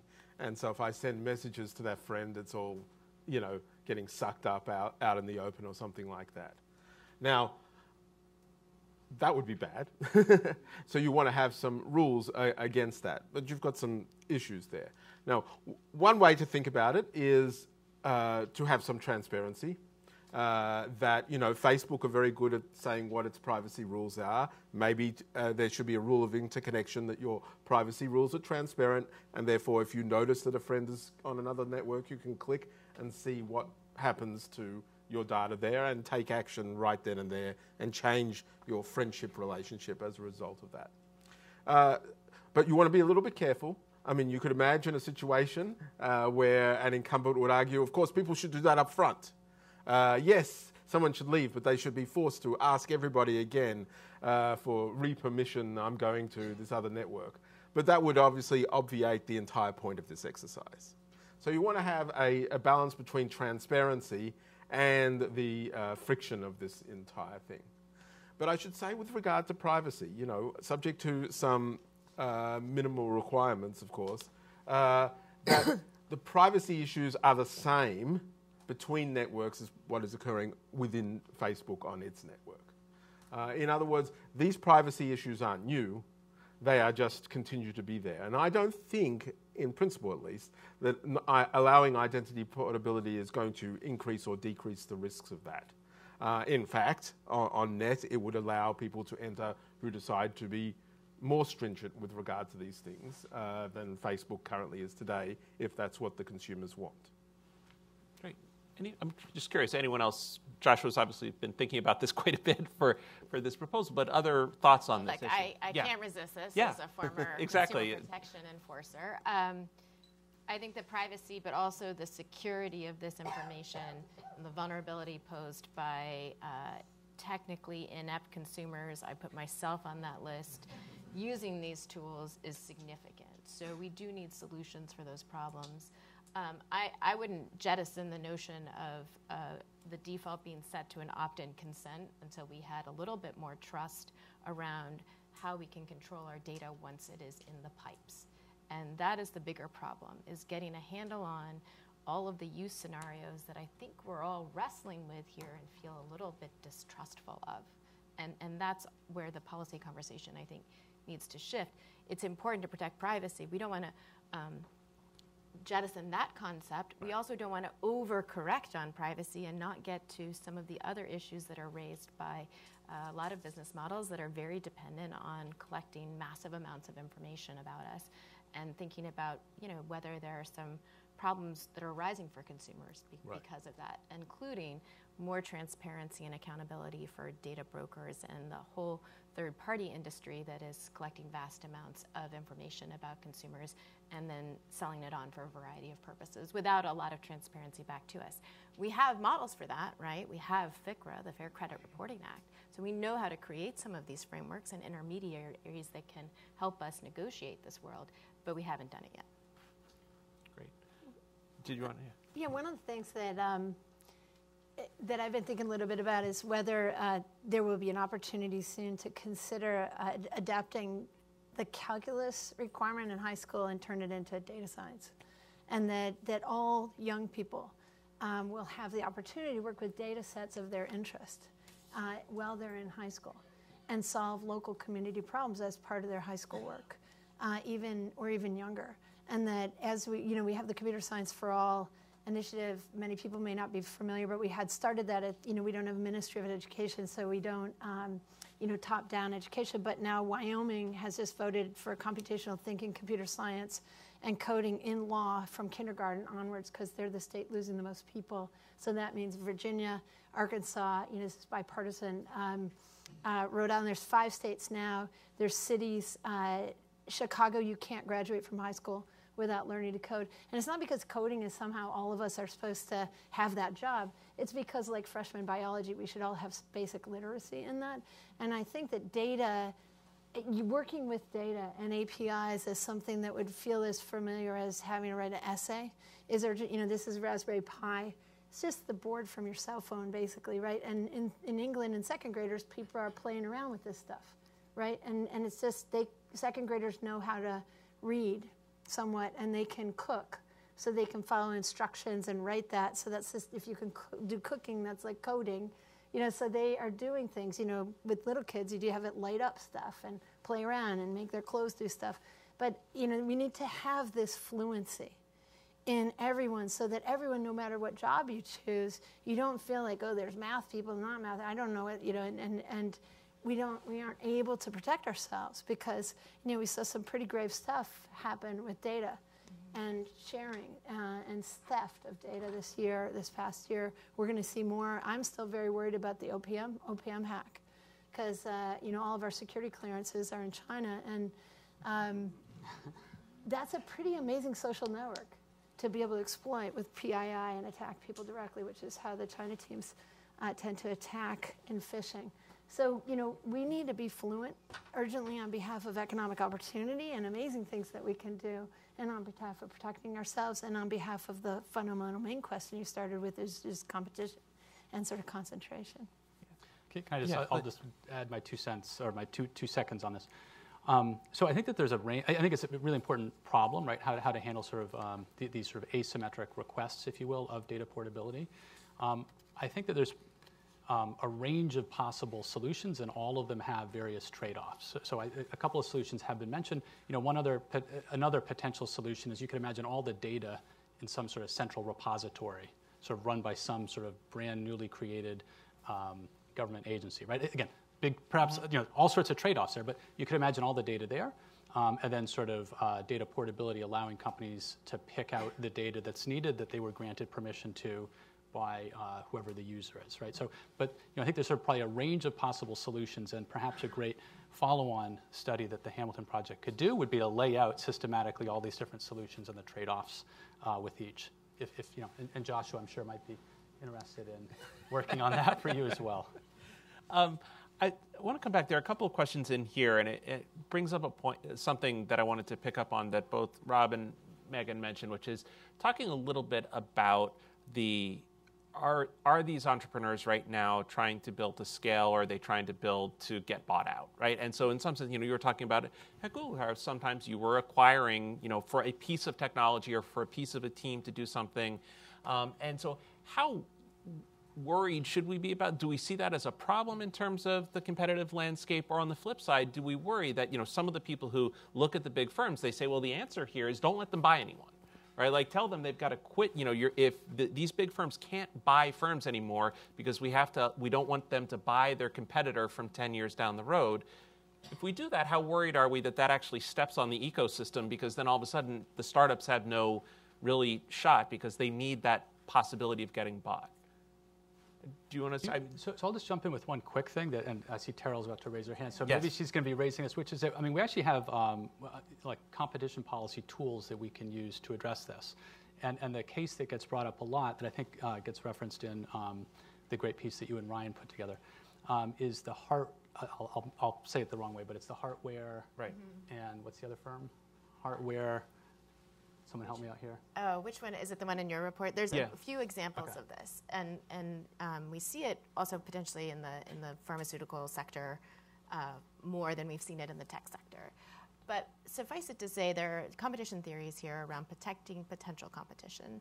So if the acquisition is really to snuff out a potential competitor, and you have business documents generally that tell this story, because you need some evidence of it. It can't just be your hunch, right? And there isn't really good econometrics for some of that, and it's a sort of non-trivial situation. Then that's potentially cognizable. What's I think a little less clear and a little unknown, but is reachable under antitrust laws potentially, is a kind of serial acquisition by a dominant, let's call it a platform, in order to protect itself from competition. That is maybe monopolization, and I think that's an interesting question. Probably very difficult to reach under Section 2 of the Sherman Act, maybe reachable under Section 5 of the FTC Act, which is a little more flexible. And I think it's an area where we need to really understand the extent to which that is harming innovation and entry. I get concerned when the acquisition or the talent acquisition is about eliminating an innovation from a market and not generating innovation in the market. So how worried would you be if, for a lot of these firms that you're out there meeting right now, if in some sense there was a lot more activity trying to stop the larger firms from doing these acquisitions? Would that kind of, you're talking about how these firms really struggle to raise capital right now. If you pulled that kind of potential lottery ticket away from them, would that? Yeah, I think that's a huge challenge. And so I think that you guys, I defer to you. You guys have amazing knowledge in how you look at when it's unfair, when it's and when it's sort of a healthier sort of acquisition economy. I mean, if I think about just even reflecting on our own experience in a lot of the tech sectors, like Google, for example, half their products came from extraordinary teams that joined and just came and did their thing. It was very much in a generative perspective, whether it was something like a DoubleClick coming into the ads group and adding a whole bunch of capability, or whether it was Android T coming in, or Maps or others. Very much that saying, hey, do you want to come do the amazing thing you're doing over here? And those teams would come in and lead themselves. Different companies do that differently. But that felt like a pretty healthy way to have acquisitions happen. The one thing that I think would be maybe additive here is this idea of scale up and how different regions have different challenges. And so I think an economic policy, the UK had this issue, and they started looking, so they created the Scale Up Institute. But the concept there is you're a fabulous startup in Manchester, and you're not getting all of the things you need, the resources, the talent, whatever, so you move to London, right? You're not getting the resources you need, so you move to Silicon Valley. So how did England stay? So for us, how are we holding on to somebody, who's in Kentucky or and getting them to stay and getting them leadership and municipal leadership around them, others who would help them with the resources they need. I think paying attention in policy to that work and paying less attention to this acquisition question is probably the more important thing for the startups themselves. And then I think, would leave it to our colleagues on the big firms on where they see things being unfair and just continuing to iterate on getting better and better at squashing the unfair, because that's not right, but the other stuff seems to work pretty well. We've got a couple of questions here also asking about the general principle of, okay, so many of us keep starting from the position that there's more concentration right now. And so a few of the questions in here, why? So why do we think the U.S. economy, the landscape of the U.S. economy right now involves more markets that have more concentration than it used to? And it may be that there are a lot of different reasons, but if people have their own, in some sense, favorite one, what is it that you're worried about or that you think is generating this? Carol, do you want to start, since you probably had to think about this a lot? I think the short answer is probably a variety of things, many of them having to do how we reward capital creation, not all of them having to do with under-enforcement of antitrust laws. So I guess what I think about when I've thought about antitrust law, which is my area of expertise, is, okay, is concentration happening because the antitrust laws aren't fit to purpose, aren't right-sized, or the enforcers aren't using them properly? And I suspect the answer is maybe some of that is happening, and we should be really mindful of that, and we should use those tools aggressively. We should recognize that they were meant to be flexible tools that evolve with a dynamic marketplace, that they include more than just price effects, that they include innovation and quality effects and other things. But I think it's unfair to peg this whole concentration question, which is a macro question, on just antitrust law. So Joshua, in your proposal, you're poking at one particular theory of the case, right? So the kind of the network externalities. And so you talk about that in social media. How do you see that as a broader explanation across a range of industries that's driving increased concentration? Not quite, no. I don't think network effects drive it in search. I wouldn't be convinced that network effects are at the root of Amazon's success or anything like that. And Microsoft is currently having a huge renaissance. But that possibly is to do with network effects, but no one pays attention to them because they're doing a very good job of pretending that they don't exist anymore. So They bought GitHub. They did buy GitHub, but they're also like, depending on the day of the week, the number 2 largest firm in the United States. So so things haven't changed since the 1990s. But I think it comes down to switching costs and frictions. I think the main way you get to dominance is by being able to be sort of like the default in some respect. Even small frictions can give you a lot of advantage. And let's take the example of Google. There are other search engines out there. Near as we can tell, it's a complete wash in terms of what information they bring you. But Google is the default, and so people go to Google. There's no compelling reason to move between them. And so that leads to naturally a whole lot of people just knowing about Google and Google having a large market share. And I wonder how much that also plays in other industries as well. For instance, about 8 years ago, I worked for the Federal Trade Commission as the chief economic expert in an antitrust case against Intel. And one of the things I remember from that, there's a lot of things from that. Intel did some bad things, but they had this other mantra sitting there when they were thinking about getting deals. And they were able to tell their salespeople, no one ever got fired for buying Intel. Okay? Whereas their competitor AMD was going to have an issue.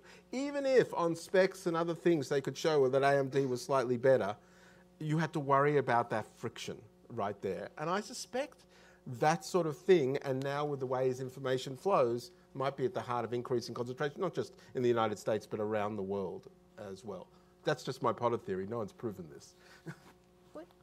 One of the things that, the great paper that's around the Main Street Fund that's in the collection from today, I also think that, there's, maybe to give a shout out to that concept a little bit, we could be better organized as a community to be accelerating what's working and accelerating each other. And one of the policy moves there is again, it's sort of collective genius. It's how can we take not just funds to have large firms move around, but funds to help entrepreneurs? Where is the cool WeWork makerspace in every town? And how do we fuel those entrepreneurs to have that so that there's a place to go? And so we get the friendly friction that Governor Hickenlooper talks about, right? And those entrepreneurs start to have community, and they start to get together. Maybe Steve's bus shows up, and the family fund's going. But in getting that community moving, we did that with a program called Tech Hire. We have 600,000 plus jobs open in the United States. They're in every sector. They're in the tech sector, but they're also in retail and medical, et cetera. And what we noticed is that St. Louis was doing alternative boot camps, and those were starting to emerge in New York in a little bit. That Louisville had Code Louisville, and the mayor's municipal side had come in and was leading there. That in Delaware, the employers were saying, we're starving, and they were jamming for new. So this new training, employers willing to hire from it, and mayors willing to route and know and get people from the city who didn't even look the part and get them in.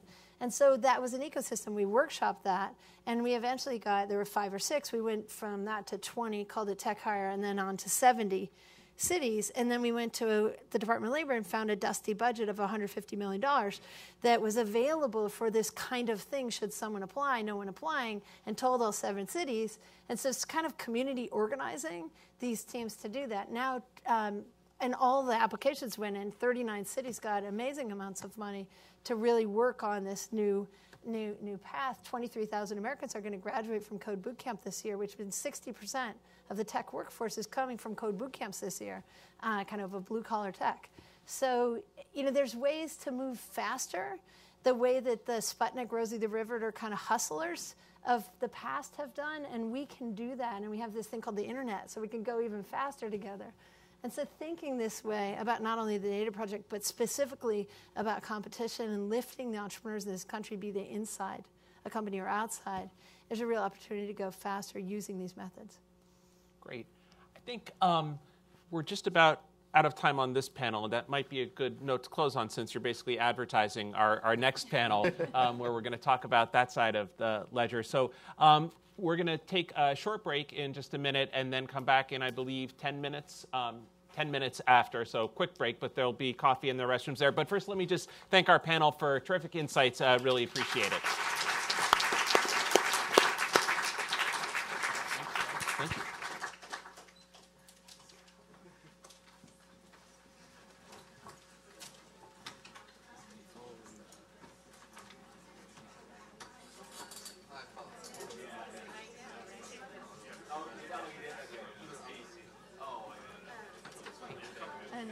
I have to tell you, You stole her from us at CEA. To begin with, right? Fair is fair.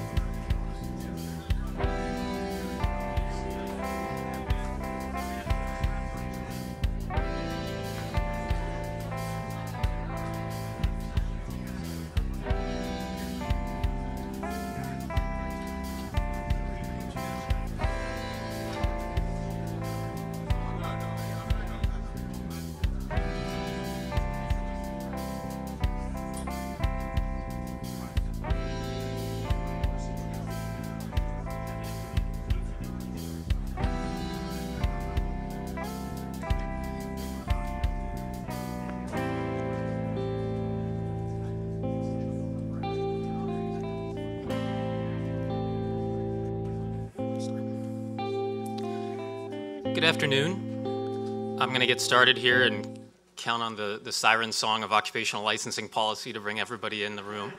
My name is Ryan Nunn. I'm the policy director here at the Hamilton Project and a fellow in economic studies at the Brookings Institution.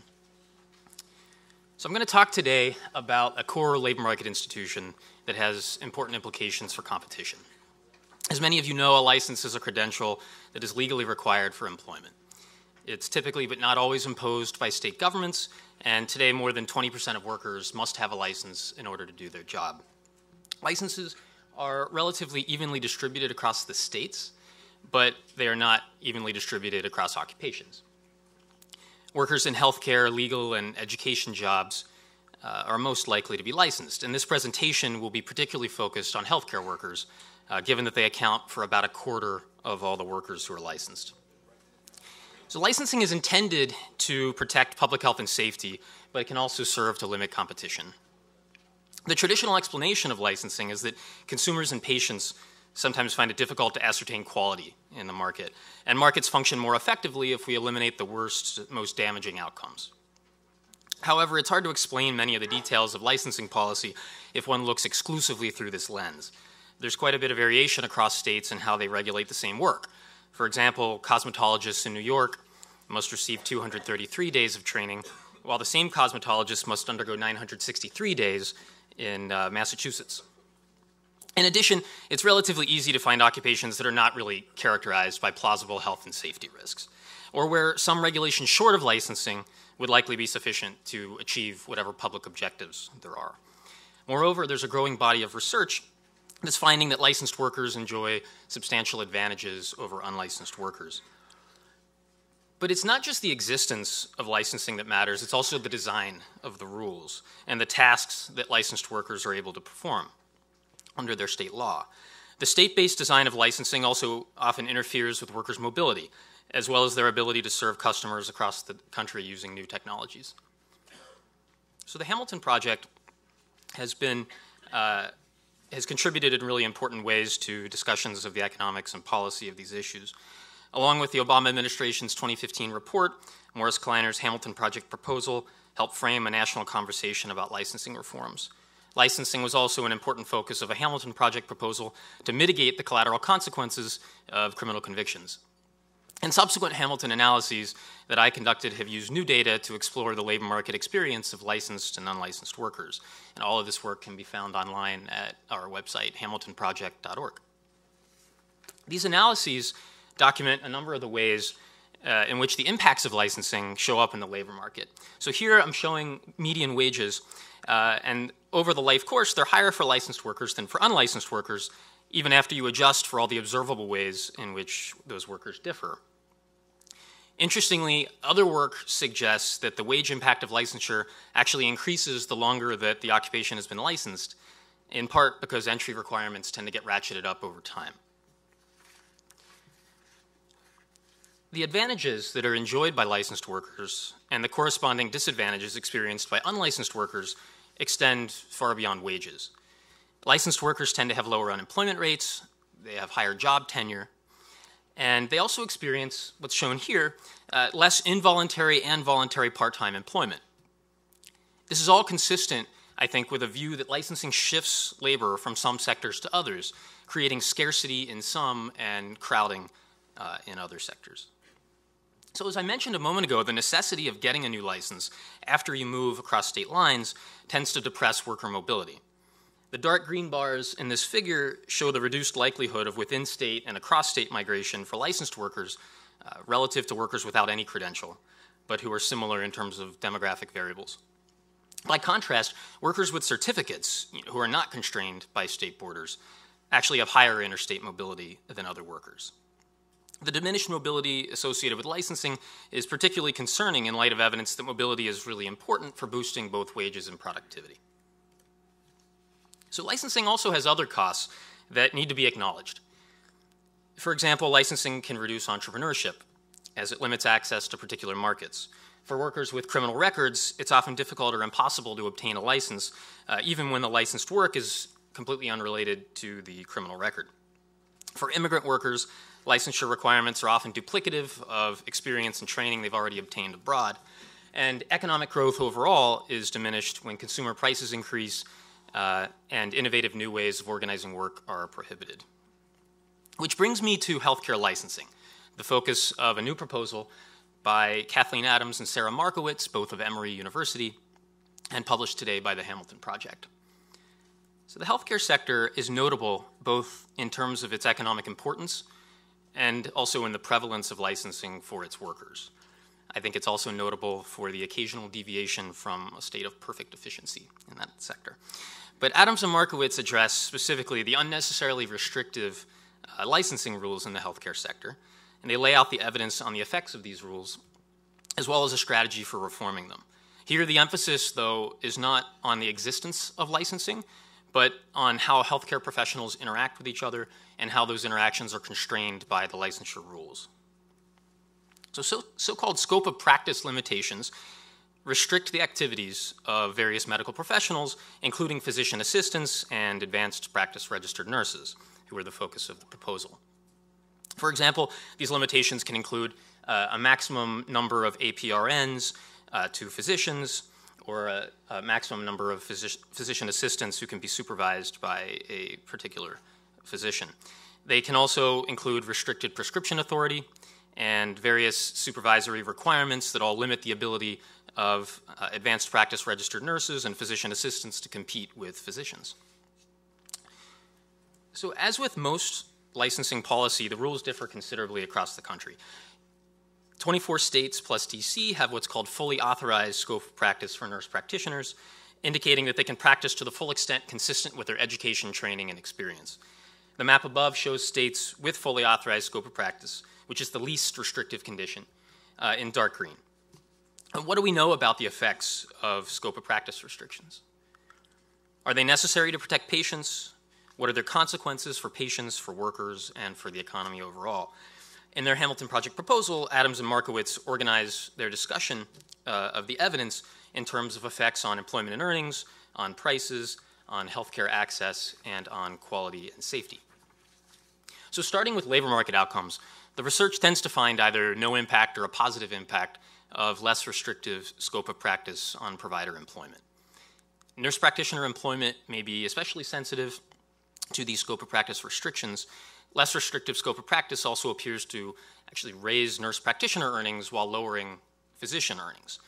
And this may be part of the reason that these rules are sometimes so strongly contested in state houses across the country.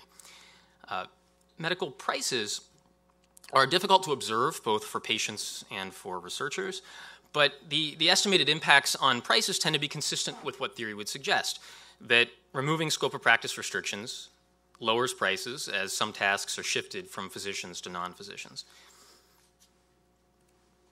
Healthcare access is notably improved when scope of practice is less restrictive. This is particularly important in rural areas with healthcare shortages, of which there are many. Moreover, the evidence suggests that patients may shift from emergency to routine medical consumption, which can yield additional cost savings.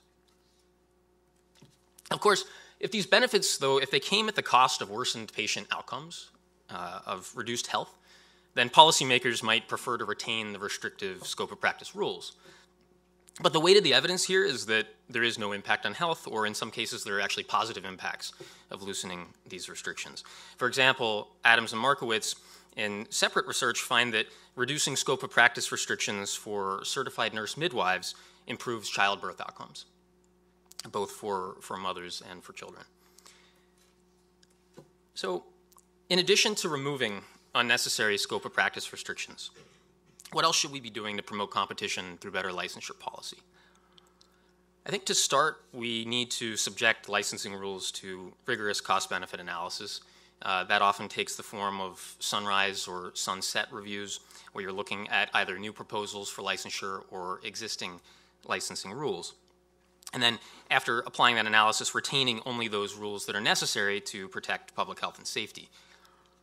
Where licensure is an unnecessary impediment to work for people with criminal records in particular, states should remove those barriers. We must also work toward licensing reciprocity across states. so that licensed workers themselves are not unnecessarily burdened. And ideally, we would establish a presumption that licensed workers can move across state borders without any kind of costly and time-consuming relicensure requirement. And more generally, it is really vital to just reconsider occupational regulations with the goal of maximizing competition and preserving space for new ideas to reshape the marketplace. And so now I'd like to ask our next panel to take the stage. I think it'll be a really excellent discussion as they consider policies to support new rather than big firms. Thanks.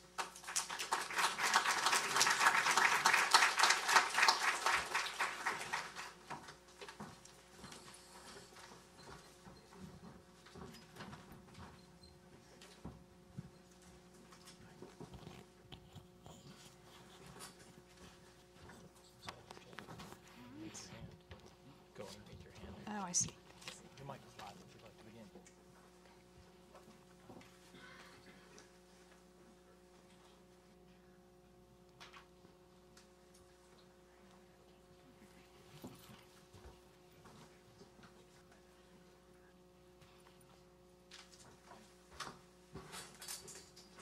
Hello, welcome.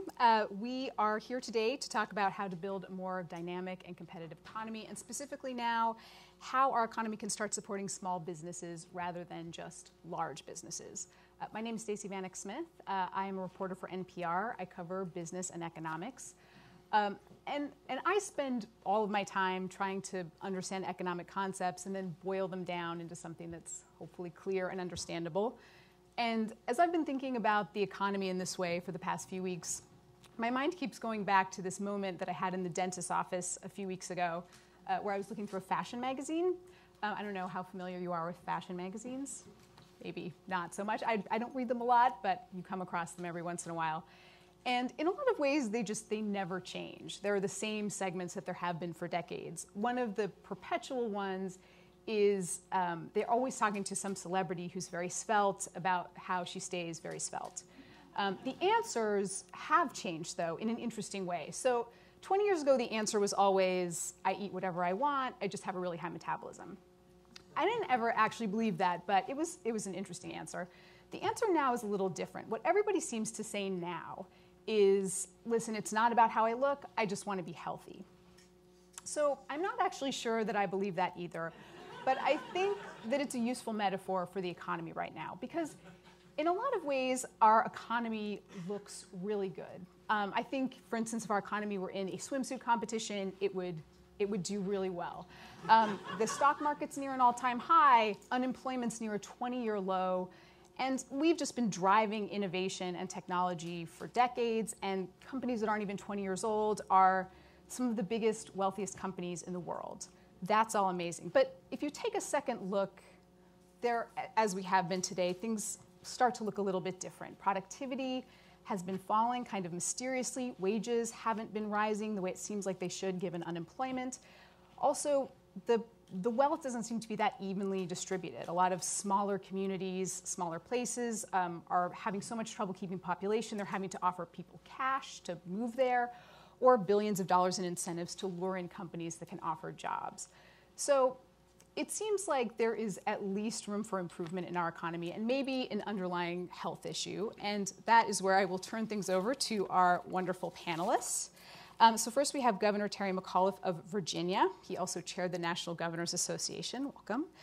We have Ronnie Chatterjee, an economist with Duke's Fuqua School of Business. He also served as senior economist on the White House's Council of Economic Advisors. And finally, John Haltewanger, professor of economics at the University of Maryland and former chief economist of the U.S. Census Bureau. Welcome, everyone. So, Governor, I would like to start with you. You took the governorship of Virginia in 2014, and this was at a time when the state's economy was facing some real challenges.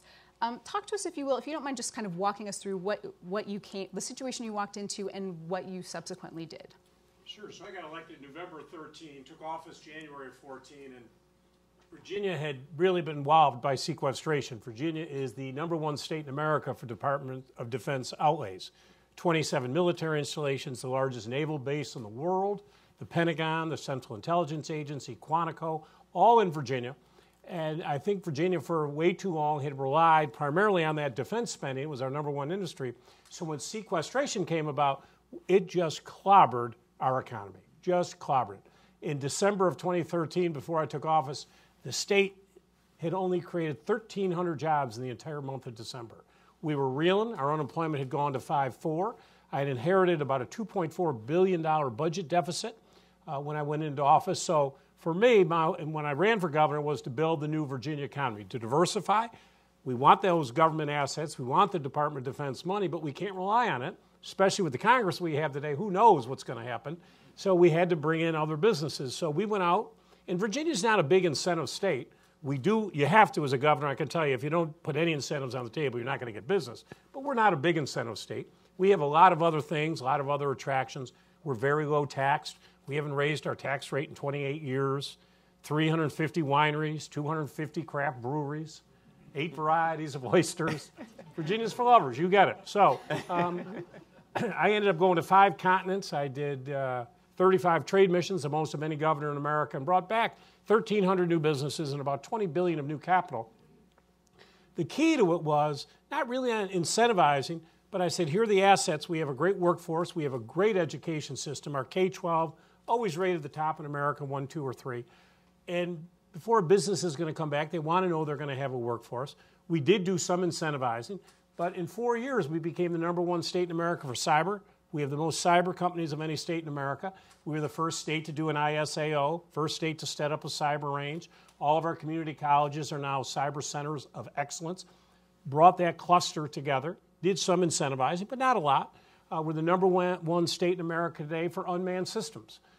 We have more unmanned systems than any state. I worked with the state government. All of the roads we're building in Virginia today all have the sensors on them to entice businesses to come. We have a great project with Virginia Tech on the unmanned system. And we're now the #1 state in America for data and data analytics.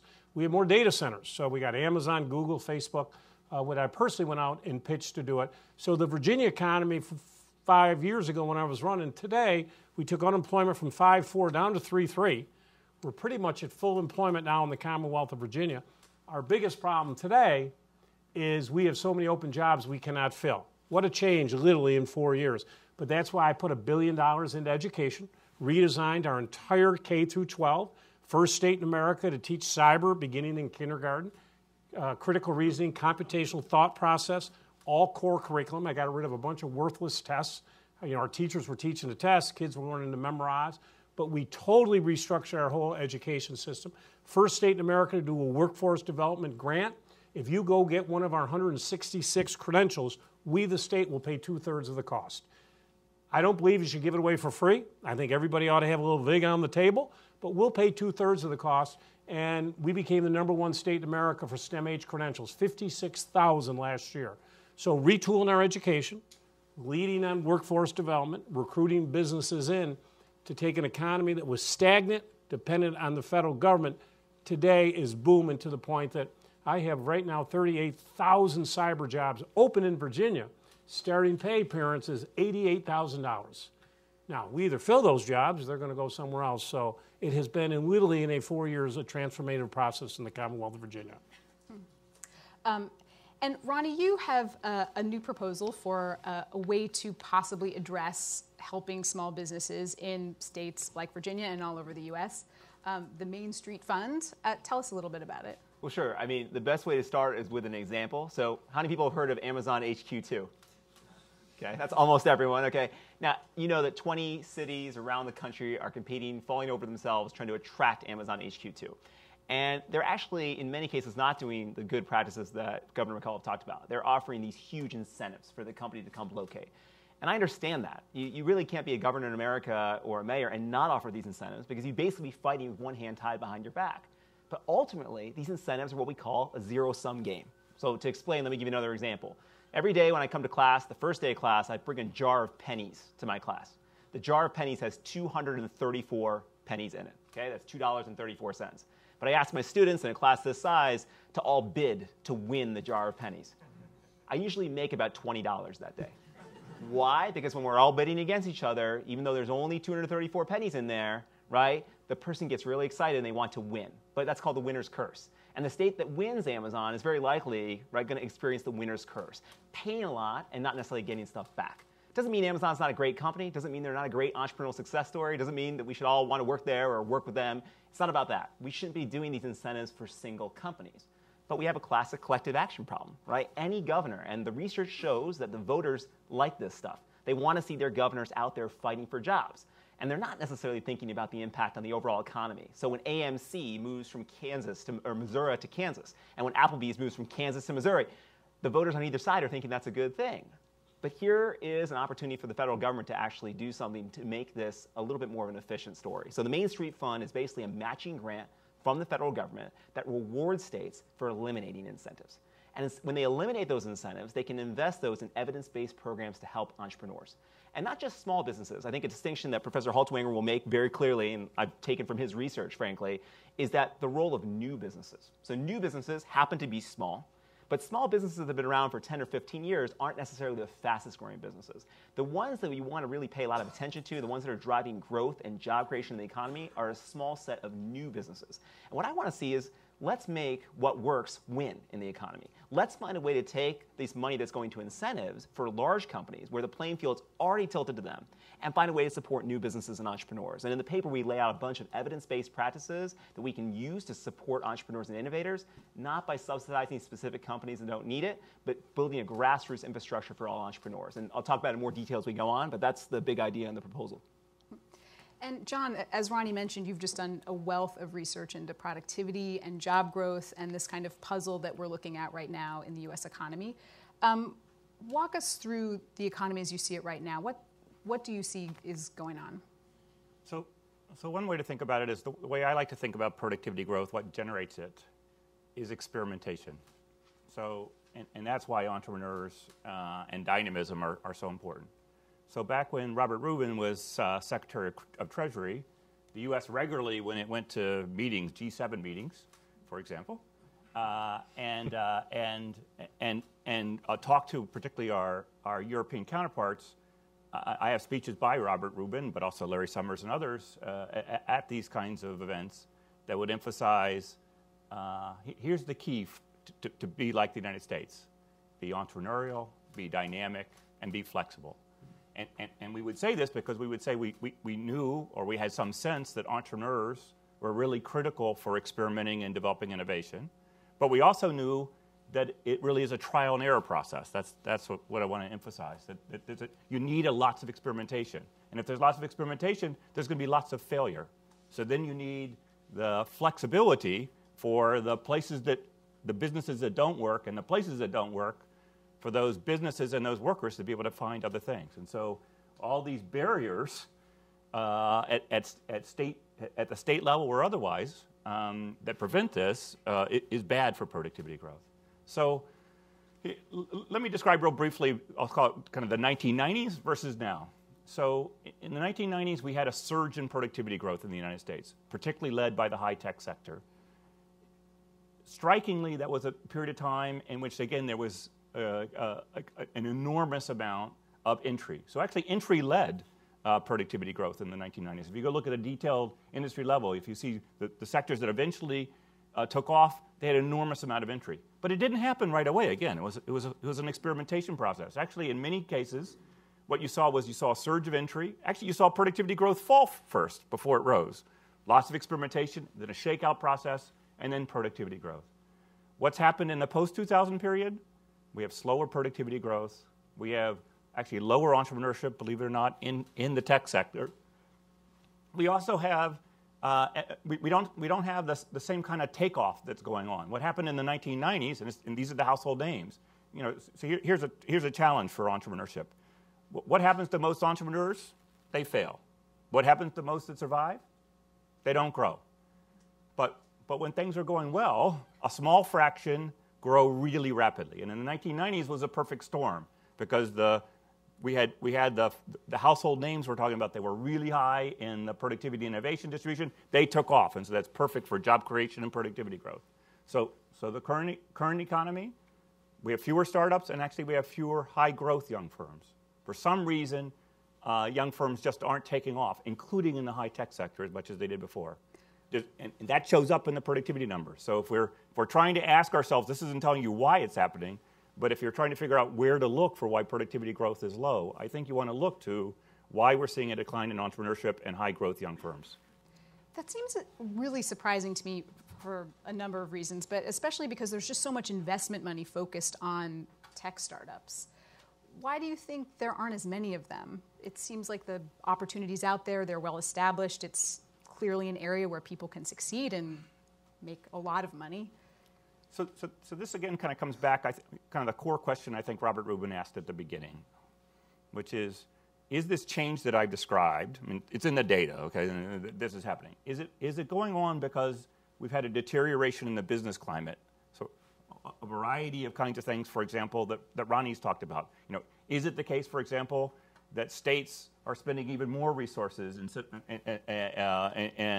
diverting resources to attract large, mature businesses, and we're not providing the resources and the business climate? Or is it possible that there's something more benign going on, that this is some sort of structural change?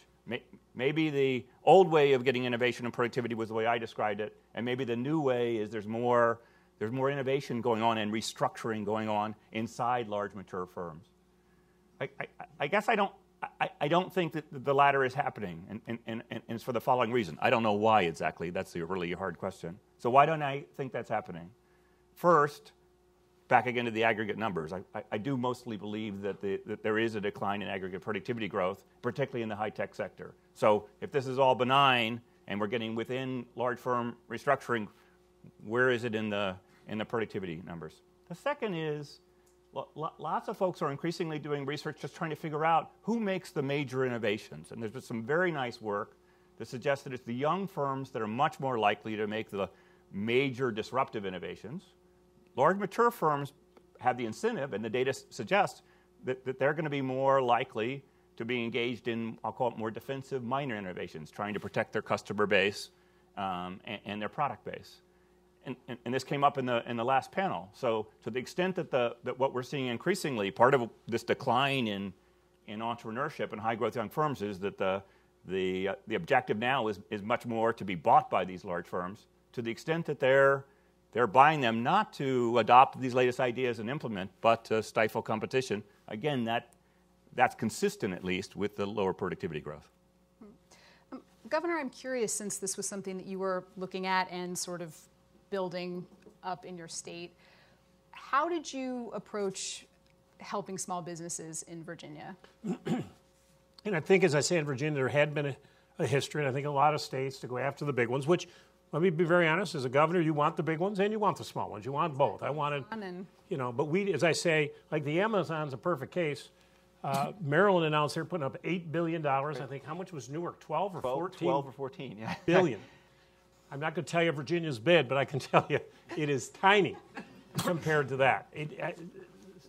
I think they just want to win it for the sake of winning it, but you cannot make money on these types of things. And I never went after a deal. I'm very aggressive going after deals, but if it didn't make economic sense, you just had to walk away. And unfortunately, I don't think enough governors probably had the business experience. They just loved the idea of getting the deal. They didn't really care what mattered. I can't understand the SoftBank deal, the one that the governor of Wisconsin did. I mean, they will never make money on that deal. But you really want to get both. You want to have the big as well, but you also have the small. I needed to do that because I had to help rural communities. You're not going to get a huge company to go to a rural community. When we think about Virginia, it's Northern Virginia, it's Richmond, it's Hampton Roads of the military, and then you got South Side and Southwest. Those areas in South Side and Southwest, coal, tobacco, furniture, wiped out, literally wiped out over the last 30 years. So we had to literally go out and recruit businesses to come in. So I established a bunch of different things, Small Business Financing Authority. I set up, if you invested $1.5 million and created 15 jobs, we'll incentivize you to do that. That had never happened in Virginia. But I got to tell you, folks, 15 jobs in Danville, Virginia is a big, big deal. I used to do these ribbon cuttings, and the whole town would come out for 15. So, we'd have all different types of incentives on small business financing to recruit different businesses to come in. Obviously, the renewable energy space. Out in coal country, Virginia's a coal state, Southwest Virginia. We're about 8.5 million people live in Virginia. About 4.5 million workers get a paycheck. Out of 4.5 million, and we're a coal state, guess how many do you think actually work in the coal business? Yeah, very few. Take a guess. Out of 4.5 million. 30,000. Yeah. 1,016. Yes, Make it easy for you. less than 1%, right? Yeah, think of that. And so these jobs have been wiped out, but in my last 4 years, we created 50,000 renewable energy efficiency jobs in rural communities. But still cultural, because my father worked there and my grandfather worked there and I want to work in coal. I can get you a job that pays you a lot more, that's a lot safer. So we had to incentivize really 21st century technologies to go in, but they literally would change an entire city or a town. And I think that's how you had to do it. And you have to invest in education, because what you have in rural communities, some of the schools in many rural areas are not where they should be. And you have to go in and bring in new teachers. That's why I put $1 billion into K-12, to bring in new teachers, to put many in those rural communities, because a business, before they come in, they want to know they're going to have an educated workforce. And then we get in all the other issues. There's an opiate addiction problem, as you know, in many of the rural counties. We're having to deal with that. I mean, I've had rural chambers of commerce say, well, Governor, I'd love to do it, but 8 out of 10 applicants failed the drug test. This is a big, broad, complicated issue. But we've made progress. I'm happy that we reduced unemployment in every rural community in Virginia with new businesses. But it's education, quality of life, and some incentives. And let me just add to that. I mean, so think about education is a good investment because it's broad-based. Governor McCullough is not talking about attracting one company with investments in education. There's so many spillovers in terms of investing in K-12 education. But if you look at the typical state budget, so my home state, North Carolina, 75% of the budget or so, give or take, is healthcare and education. We got our Medicaid program, which is expensive, and our education system. But if you're giving large tax incentives to single companies, that basically reduces the tax revenue that you take into your general fund. Well, you may then have less money to spend on those very general investments that Governor McCullough was talking about. So for me, the incentives game is actually pretty much the opposite of these broad-based investments. And it's true, governors really do have to do this. As I said, there's a little research that shows that voters really do respond to this. And they want to see people fighting to put jobs in these different areas. And that's why I think the only way you can really solve this collective action problem is with something like the Main Street Fund, where you provide some incentives for states to take money away from incentives, right, and put it into investments and things that we know that works.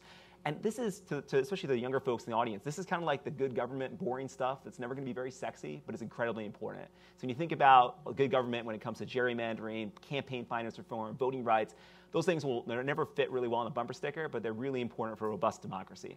I'm on the other side. I'm an economist who thinks that you can build sort of a more fair and just economy that is better for entrepreneurs, but it's going to take some of this infrastructure work. And for me, economic incentives are standing in the way of a lot of that infrastructure work we could do. And the one thing I should add, though, is culture, too. When you mentioned North Carolina, perfect case in point. You got to make your state open and welcoming.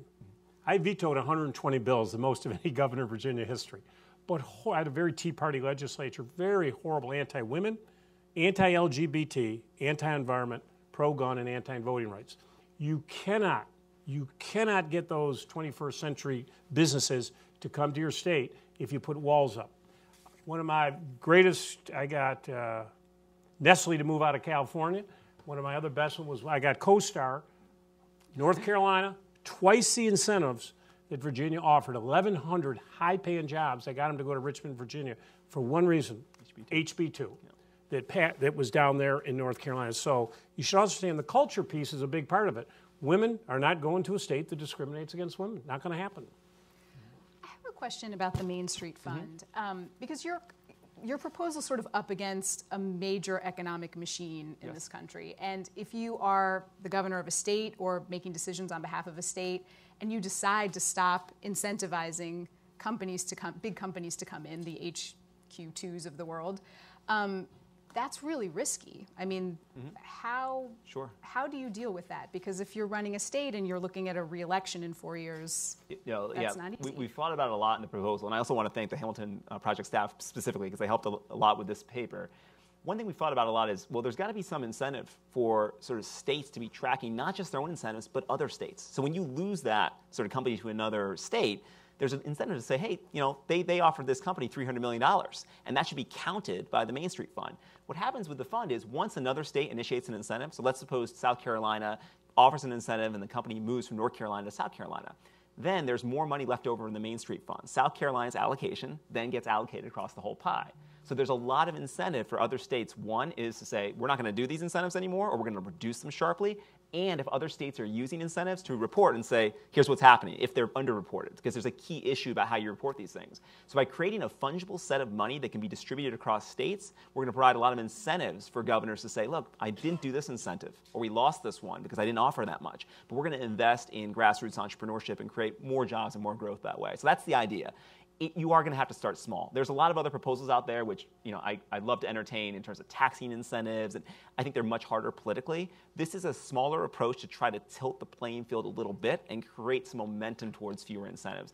You're exactly right, Stacey. You're not going to take this is a $45 to $80 billion business a year. You're not going to take it down or change it. And not all the incentives are bad either. Some of these things are for more general sort of investments in the workforce. But if you can trim some of those company-specific investments, you can make the biggest down payment on American entrepreneurship that we've ever made. We don't spend.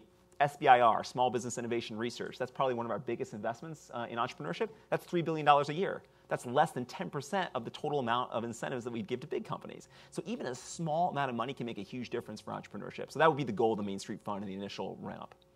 We actually have a question, I think directed at you, but also possibly to John, and also to you, Terry, which is how would large firms react to a program like the Main Street Fund aiming to reduce firm-specific incentives? I'll just be brief because I just gave you. Some large firms are not going to like it, obviously, because they're going to lose out on some of these incentives. But who said it in the last panel, right? It was, I think, it's Steve Case in the first panel. Partnerships are the name of the game in the third wave of the internet. How many large companies are going to start to partner with some of these entrepreneurial accelerators, with small companies, to try and take advantage of some of the ideas the Main Street Fund has to offer? I think the market will speak. If there's money available, somebody's going to come up with creative opportunities. That's the idea with the fund. Rather than taxing them or passing laws, you use the power of the market, right, and the power of the money and the flows to tilt incentives in the other direction. So I would expect some interesting partnerships between big companies like Google and Amazon and Facebook with smaller entrepreneurial startups. They depend on them too. Those are the employees of the future and the companies that they're going to acquire, given our last panel, whether we like it or not. So they have a compelling interest in the ecosystem in these places as well, which is why education and STEM in particular is so important. So I think that's some of what could happen, but it's definitely going to be a proposal that will meet with resistance. And that's why I'm giving the exaltation to people in the room. This is the kind of good government stuff that gets, kind of trampled down in the details, where there's a lot of money on the other hand, and there's a lot of people who are vested in the incentives. But what's so interesting about this proposal, whether you're on the right or the left, we have a lot of agreement. So economists mostly think it's a consensus. This is pretty much zero-sum games that are wasteful. People on the right think this is corporate welfare. People on the left, right, are sort of critiquing this as being giveaways to companies as well. So you have a really unique political coalition you could put together here that doesn't look like anything we've seen. And so I think, if we're creative enough, we can push it forward, and hopefully it starts today. And to be clear, it would be like federal funds matching state funds. Federal funds matching state funds. There's a lot of details in the paper. Funds they would have allocated toward luring in HQ2. That's right. So when they ended the incentive program, it increases their allocation under the Main Street Fund. And so that's how it would work. And they'd have an initial allocation based on state demographics and other attributes. And again, it's detailed in the paper. We can go into more detail later on, but I should probably let John answer too. So I think a really important distinction here, listening to this discussion, and Rodney's hinted at this at times, I think we need to make a distinction here between small businesses and new businesses. Mm-hmm. There's virtually no evidence that small, mature businesses are critical for job creation, innovation, or productivity growth. Don't get me wrong, oftentimes they're niche businesses. They found, obviously if they're small and mature, they survived. So they found some place, they're serving some market. But a large fraction, both at the federal and the state level, of our policies that are intended to be entrepreneurial are actually geared towards small businesses rather than new businesses. So much of Ronnie's proposal is all about let's make sure we don't put too much emphasis on large mature. I think it's almost equally a mistake. Yes. To put too much emphasis on small mature. Mm-hmm. So, and a real challenge we have, by the way, of what you want for, there's two challenges at least for entrepreneurial businesses. On the one hand, remember, they don't exist yet. Yeah. All right. So there's like a constituency out there. You're trying to create the state environment or the national environment. Is this a good place to go experiment? That's a real challenge. The second thing is, you don't just want to increase the pace of entrepreneurship. Here's the dilemma, right? We actually know the vast majority of entrepreneurs fail or don't grow. So, put differently, most of us here in this room should not be entrepreneurs. Okay, we should work indeed for large, mature companies that went through one of these growth spurts. There's good reasons why we most of us do work for large, mature businesses. So enormous challenge here. We want the business climate and the environment that attracts this kind of entrepreneurship. The history shows you just can't get there from here unless you do this. That's right. But on the other hand, you don't want to just sort of have incentives. Okay, yes, the more entrepreneurs we have, the better off we are. So that's a real challenge for whether it's the policies Ronnie's talked about or even the ones that have been talked about for at the state level as well. This question I'd be interested in your response, Governor. What is the main policy impediment to boosting productive startups? Main policy impediment to what? Into boosting productive startups. The main policy impediments, or I guess even just the main general impediments. What did you run into when you were trying to? You know, regulations. I think state regulations make it some difficult for businesses, and you got to go in and try and reduce those as many as you can. And listen, we all, you know, most of the venture money, you know, obviously it's Silicon Valley, it's Massachusetts and Boston, it's been in New York. You know, we all sort of want to try and replicate. I try to get Northern Virginia with the data and the cyber and all that to sort of replicate all of that. I mean, I'm not so sure it's really a policy initiative that is an impediment. At the end of the day, to be successful, you know, you got to sell a product or do something that people actually want. You got to put a conducive environment. You got to be able to grow quickly. You got to have a good tax framework that actually allows you to make money. And I think those are probably the most important things that you probably can do. You know, the one thing we talk about when businesses are moving around that haven't been mentioned, and listen, as any governor in America would like to tell you today, I wish we didn't have to incentivize at all. I mean, I can save state money. I could put more into education. We'd all be happy with that. But I'll be very plain. I'll be very straight with you. You know, if you're not doing some incentives, you're knocked out of the game immediately. Not because your state may not be great, but what has been mentioned, most of these companies who move around hire consultants. And they're the biggest problem because they have an incentive, in fairness, this is their job, to get as much money as they possibly can. So you could get knocked out before you even know it, and the consultants just say, no, we don't want you, and you never even get to talk to the CEO of a company. But that's a big problem. This is a big business for companies who are starting, moving around. They hire consultants, and to them, it's all numbers on how much I can actually get out of a state to get them to move to my state. John, when you were doing your research, is there anything that you saw that seemed like either a policy or some kind of legal hindrance to productivity and startup growth? I think we're all kind of looking for the silver bullet, right? We'd all like to say, here's the one factor that helps explain why startups are down and they're not growing as fast as they were before. I guess I'm skeptical that there is one. I guess I very much appreciated I'll say the Hamilton project here, including what we just saw before. I think there are a whole variety of issues. We talked earlier about in this new environment, what's going on in terms of antitrust. I think we need to worry about it in this new network externality environment with large mature firms. I think we need to worry about occupational licensing. I actually think we need to worry about zoning restrictions because indeed, so rather than, I know people said, oh, we're worried about all the clustered activity. Actually, that clustered activity is probably a good thing. So in some respects, a problem is there are too many zoning restrictions in California. So we're not putting enough resources in these clusters. So I don't actually think there's a sort of a single thing. What I have seen, by the way, I did want to mention, it's kind of a silver lining in all this, is that what we see in the current data, and because remember people are kind of puzzled by this, how can this be true, that there's this decline in entrepreneurship and decline in productivity. We actually see actually a rapid rise in the dispersion in productivity across businesses going on right now.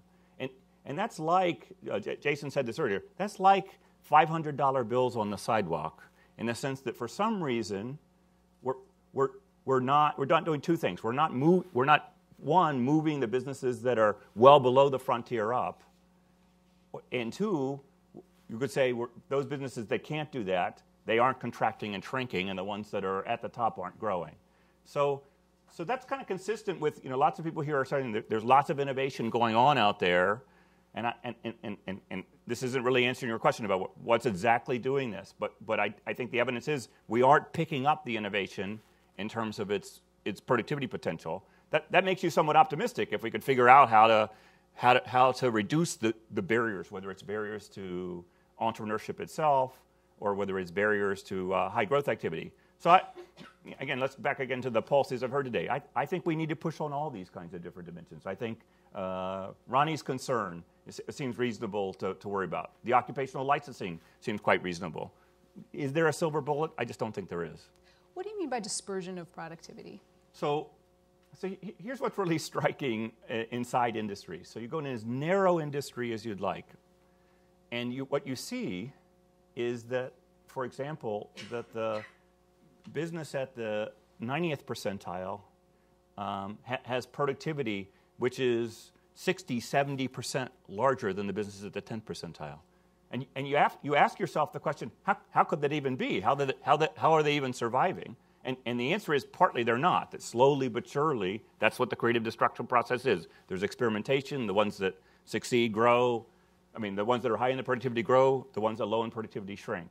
So we're seeing just enormous dispersion in productivity. As we look around the world, when we see a country having low productivity, they tend to have high dispersion in productivity. It's as though they can't move the resources. So flipping that point on its head, so we know China and India have had just tremendous growth. What's really been going on there? Their productivity dispersion, which was enormous, is shrinking. They are improving market incentives so that indeed they are bringing the less productive firms up to the frontier, and they're also reallocating resources away from the less productive to the more productive businesses. So, just as it's not telling you what the cure is, but it's certainly telling you what the diagnosis is. The diagnosis is, indeed, we've got enormous productivity dispersion, and again, remember, let's think about what I just said in terms of 60 or 70%. It doesn't take that much to move resources. If you take resources away from the 10th percentile business, and either you bring that 10th percentile business up to the 90th, and or you literally make it so that the 90th percentile business is that much larger, there's enormous productivity gains to be had. Ronnie, I have this question I think might be interesting to hear your answer. Yeah. What is a blue sky policy that you would implement to support new firms? So I'm wondering, because you spent all this time thinking about this issue, was there any policy? Was this one not good enough for you? This was my blue sky policy. So, is there a runner-up? Well, so let me talk a little bit about what John mentioned, which is I'm a big believer in the idea that we do need to support new businesses. What I've learned from John's research is that new businesses are sort of the driver in the economy. They happen to be small, so sometimes we get confused. However, because new businesses don't exist yet, it's really hard to figure out how to do that. So what I favor is sort of building infrastructure that people can take advantage of. And it might be an entrepreneur, it might be an existing company, it could be a high school teacher with her class, Investing in broadband would be a great example. In North Carolina, we have an association in the Raleigh-Durham area between a bunch of municipal operators, universities, to create next-generation broadband. And that is sort of government-funded and industry-funded as well, I believe. So you can do those kinds of things. I don't favor any specific firm of any kind, but they lay a common infrastructure. And there's some research, I think it's still emerging, I wouldn't call it conclusive, that finds at least associations, correlations between broadband access and entrepreneurship. But this highlights the other issue, which is we don't know actually a lot about sort of what works in entrepreneurship. We're just beginning, and some of the people in the room are here, like Josh Gans, and of course John's done work on this. We need more evaluation of what works in entrepreneurship. We just finished this huge evaluation, Robert Fairley and co-authors of the GATE program, Growing America Through Entrepreneurship.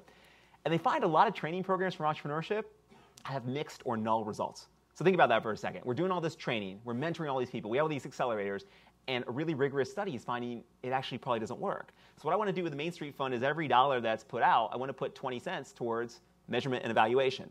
Now all the policy people in the audience, their eyes roll because measurement and evaluation is for nerds. But at the end of the day, we're never going to figure out what works unless we evaluate. And if we make that part of the grant, and even if we do something that hasn't been done before, we set it up in a way that it can be evaluated. That's really key with these programs. So that would be my way to generate one of those blue sky policies. But to me, it will never be picking certain firms. It shouldn't be sort of figuring out which firm to subsidize. It should be setting the broad-based infrastructure that anyone can use. As long as we stick to that, I think we can't go wrong with these kind of economic policies. The one issue, though, is there's not often that ribbon to cut. There's not that announcement. And politically, these things are really hard to see. And so for voters and citizens, it's sort of saying, okay, what's going on? This takes 20 years to develop. And that's why the political incentives around it are relatively weak. And I think that's one of the big challenges in economic policy. So we need to couple it with the other things Governor McAuliffe was talking about, being aggressive with sort of telling the stories of our states and our cities, right? Investing in people as much as we do places. I think there's a lot of investment in places. We're trying to recover struggling places. We should really think a lot about the people and their mobility as well, because moving to another place is sometimes a quicker way to mobility than waiting for the place you're in to revive. And those are tough decisions to make on the political level as well. So those are the kinds of things I think about. I'm also with John. I don't think it's a silver bullet. That's why I kind of designed the Main Street Fund to be able to fund a bunch of different programs, all small, to see sort of what works. Governor, I'm wondering, I mean, you tried many, many different things to kickstart Virginia's economy. Was there any one thing that you did that you found to be the most helpful in helping small businesses or bolstering entrepreneurship? New businesses. New businesses, I'm sorry, yes, new Clearly businesses, for new not small, business. mature businesses. And most important thing for me, I mean, this is what I did, this is what I ran on. So I was personally invested in it. There's nothing better to have a governor travel face-to-face to recruit a new business to your state. This is the overseas. Overseas. Right. As I say, I went to 5 continents. I went to 35 countries, hundreds of trade missions. By far, and I was chairman of the governors, National Governors Association. I would tell the fellow governors, I didn't spend my time trying to steal business from other states, because that is a very expensive business to do it. It just literally, because of the site selectors, it just costs you a lot of money. Huge opportunity for new businesses who want to come into the American market, who have no place here, for them to come in. And I will tell you, by far was the personal calling card of a governor. I mean, as a governor goes into a state, into a country, there is nobody you can't meet with, let it be the president of the country, whatever. They roll out, and that is by far, for me, was the most effective. Because I say we're okay incentivizers. We're not big on that. We don't need to do it. As I say, we're pretty much at full employment now in Virginia. But we wanted those new businesses, new startup businesses, to come in, because you got to build that ecosystem to do it. And that's why we've invested so much in accelerators, with the cyber accelerators we have and the work we do on data and so forth. It's important. So you were essentially importing the entrepreneurship in a way? Totally, because many of these countries, and I brought a lot of businesses back from Israel. I mean, I went all over the globe, China, everywhere. There are a lot of very entrepreneurial businesses out there who want to crack into the U.S. market. As I used to tell my fellow governors, this is the best you can do, because you don't have to pay as much to get them to come. It's a new business, new entity, and they're looking to hire a lot of people. I think we're close to our time, but if anyone has a final thought to share, or I'll just say, I mean, one thing that hasn't come up in this panel is the connection to inequality, both across sort of racial and gender lines and also regional within states that Governor McAuliffe talked about. So one thing to think about when you're recruiting new businesses, there's these predictive analytic models right now that Scott Stern and Jorge Guzman at MIT are working on that kind of predicts which businesses are most likely to grow fast. What's really interesting about that is if you use sort of historical data to figure out which businesses are going to be the growth businesses, unfortunately, they're pretty narrow in terms of their demographic profile, right? As Steve Case said, the number of venture capital-backed deals that go to men is incredibly high. It's not very diverse in the number of founders. So when you use these models to pick what businesses are going to be the new great businesses, you might end up with a very narrow slice, right? It's looking like high-tech businesses that would be fundable by VCs. So that's an issue we need to really carefully consider, right? I'm all for new businesses, but unfortunately, if we look at predictive analytics, it's going to basically tell us these demographic things that are not going to widen the pie for everyone. Second thing is regional, right? When you recruit these big businesses, it's often that they're going to locate in the center of your state, the economic center. So I'm in North Carolina. We have 3 kind of economic centers. The 2 bigger ones are the Raleigh-Durham area where I live and Charlotte. But the places that are struggling are our rural counties, right? So we have tons of great businesses coming into Charlotte and the Raleigh-Durham area, but it's really hard to get those big companies beyond like a data center that won't employ that many people to get in those rural areas. And that could exacerbate actually the regional inequality that I think is at the heart of a lot of political issues and economic issues in states like North Carolina and I dare say Virginia as well. So that's one thing to keep an eye on as you go forward with all these kind of economic development policies. Just real quick, I think one of the challenges is both for policymakers, but even for those in the, I'll say, the financial community, I'm going to say is to embrace the experimentation and embrace the likelihood of failure. I think even in the VC industry, we sort of seen a change in structure. I don't know which is cause or effect. So the VC industry in the 1990s was funding a lot of early stage startups, most of which which were failing, but a small fraction did phenomenally well. They were also funding them because they were indeed the outcome they were looking for was going public for firm to really grow rapidly. More recently, it seems like the structure of the industry, it's later stage funding, so not all this early stage with all this failure, but also the outcome is get bought rather than grow. So what's happened there in the industry? That is that related to all the factors that are sort of driving this downturn, or is there something again going on even in the financial industry? So they aren't embracing, I'm going to say, the experimentation and failure. I mean, back again to the 1990s, we embraced it then. We had an enormous pace of failure, but we had enormous productivity growth that went along with it. So we should fail more? Yes. Well, with that, I would like to thank the Hamilton Project and the Brookings Institution and my three wonderful guests. Thank you.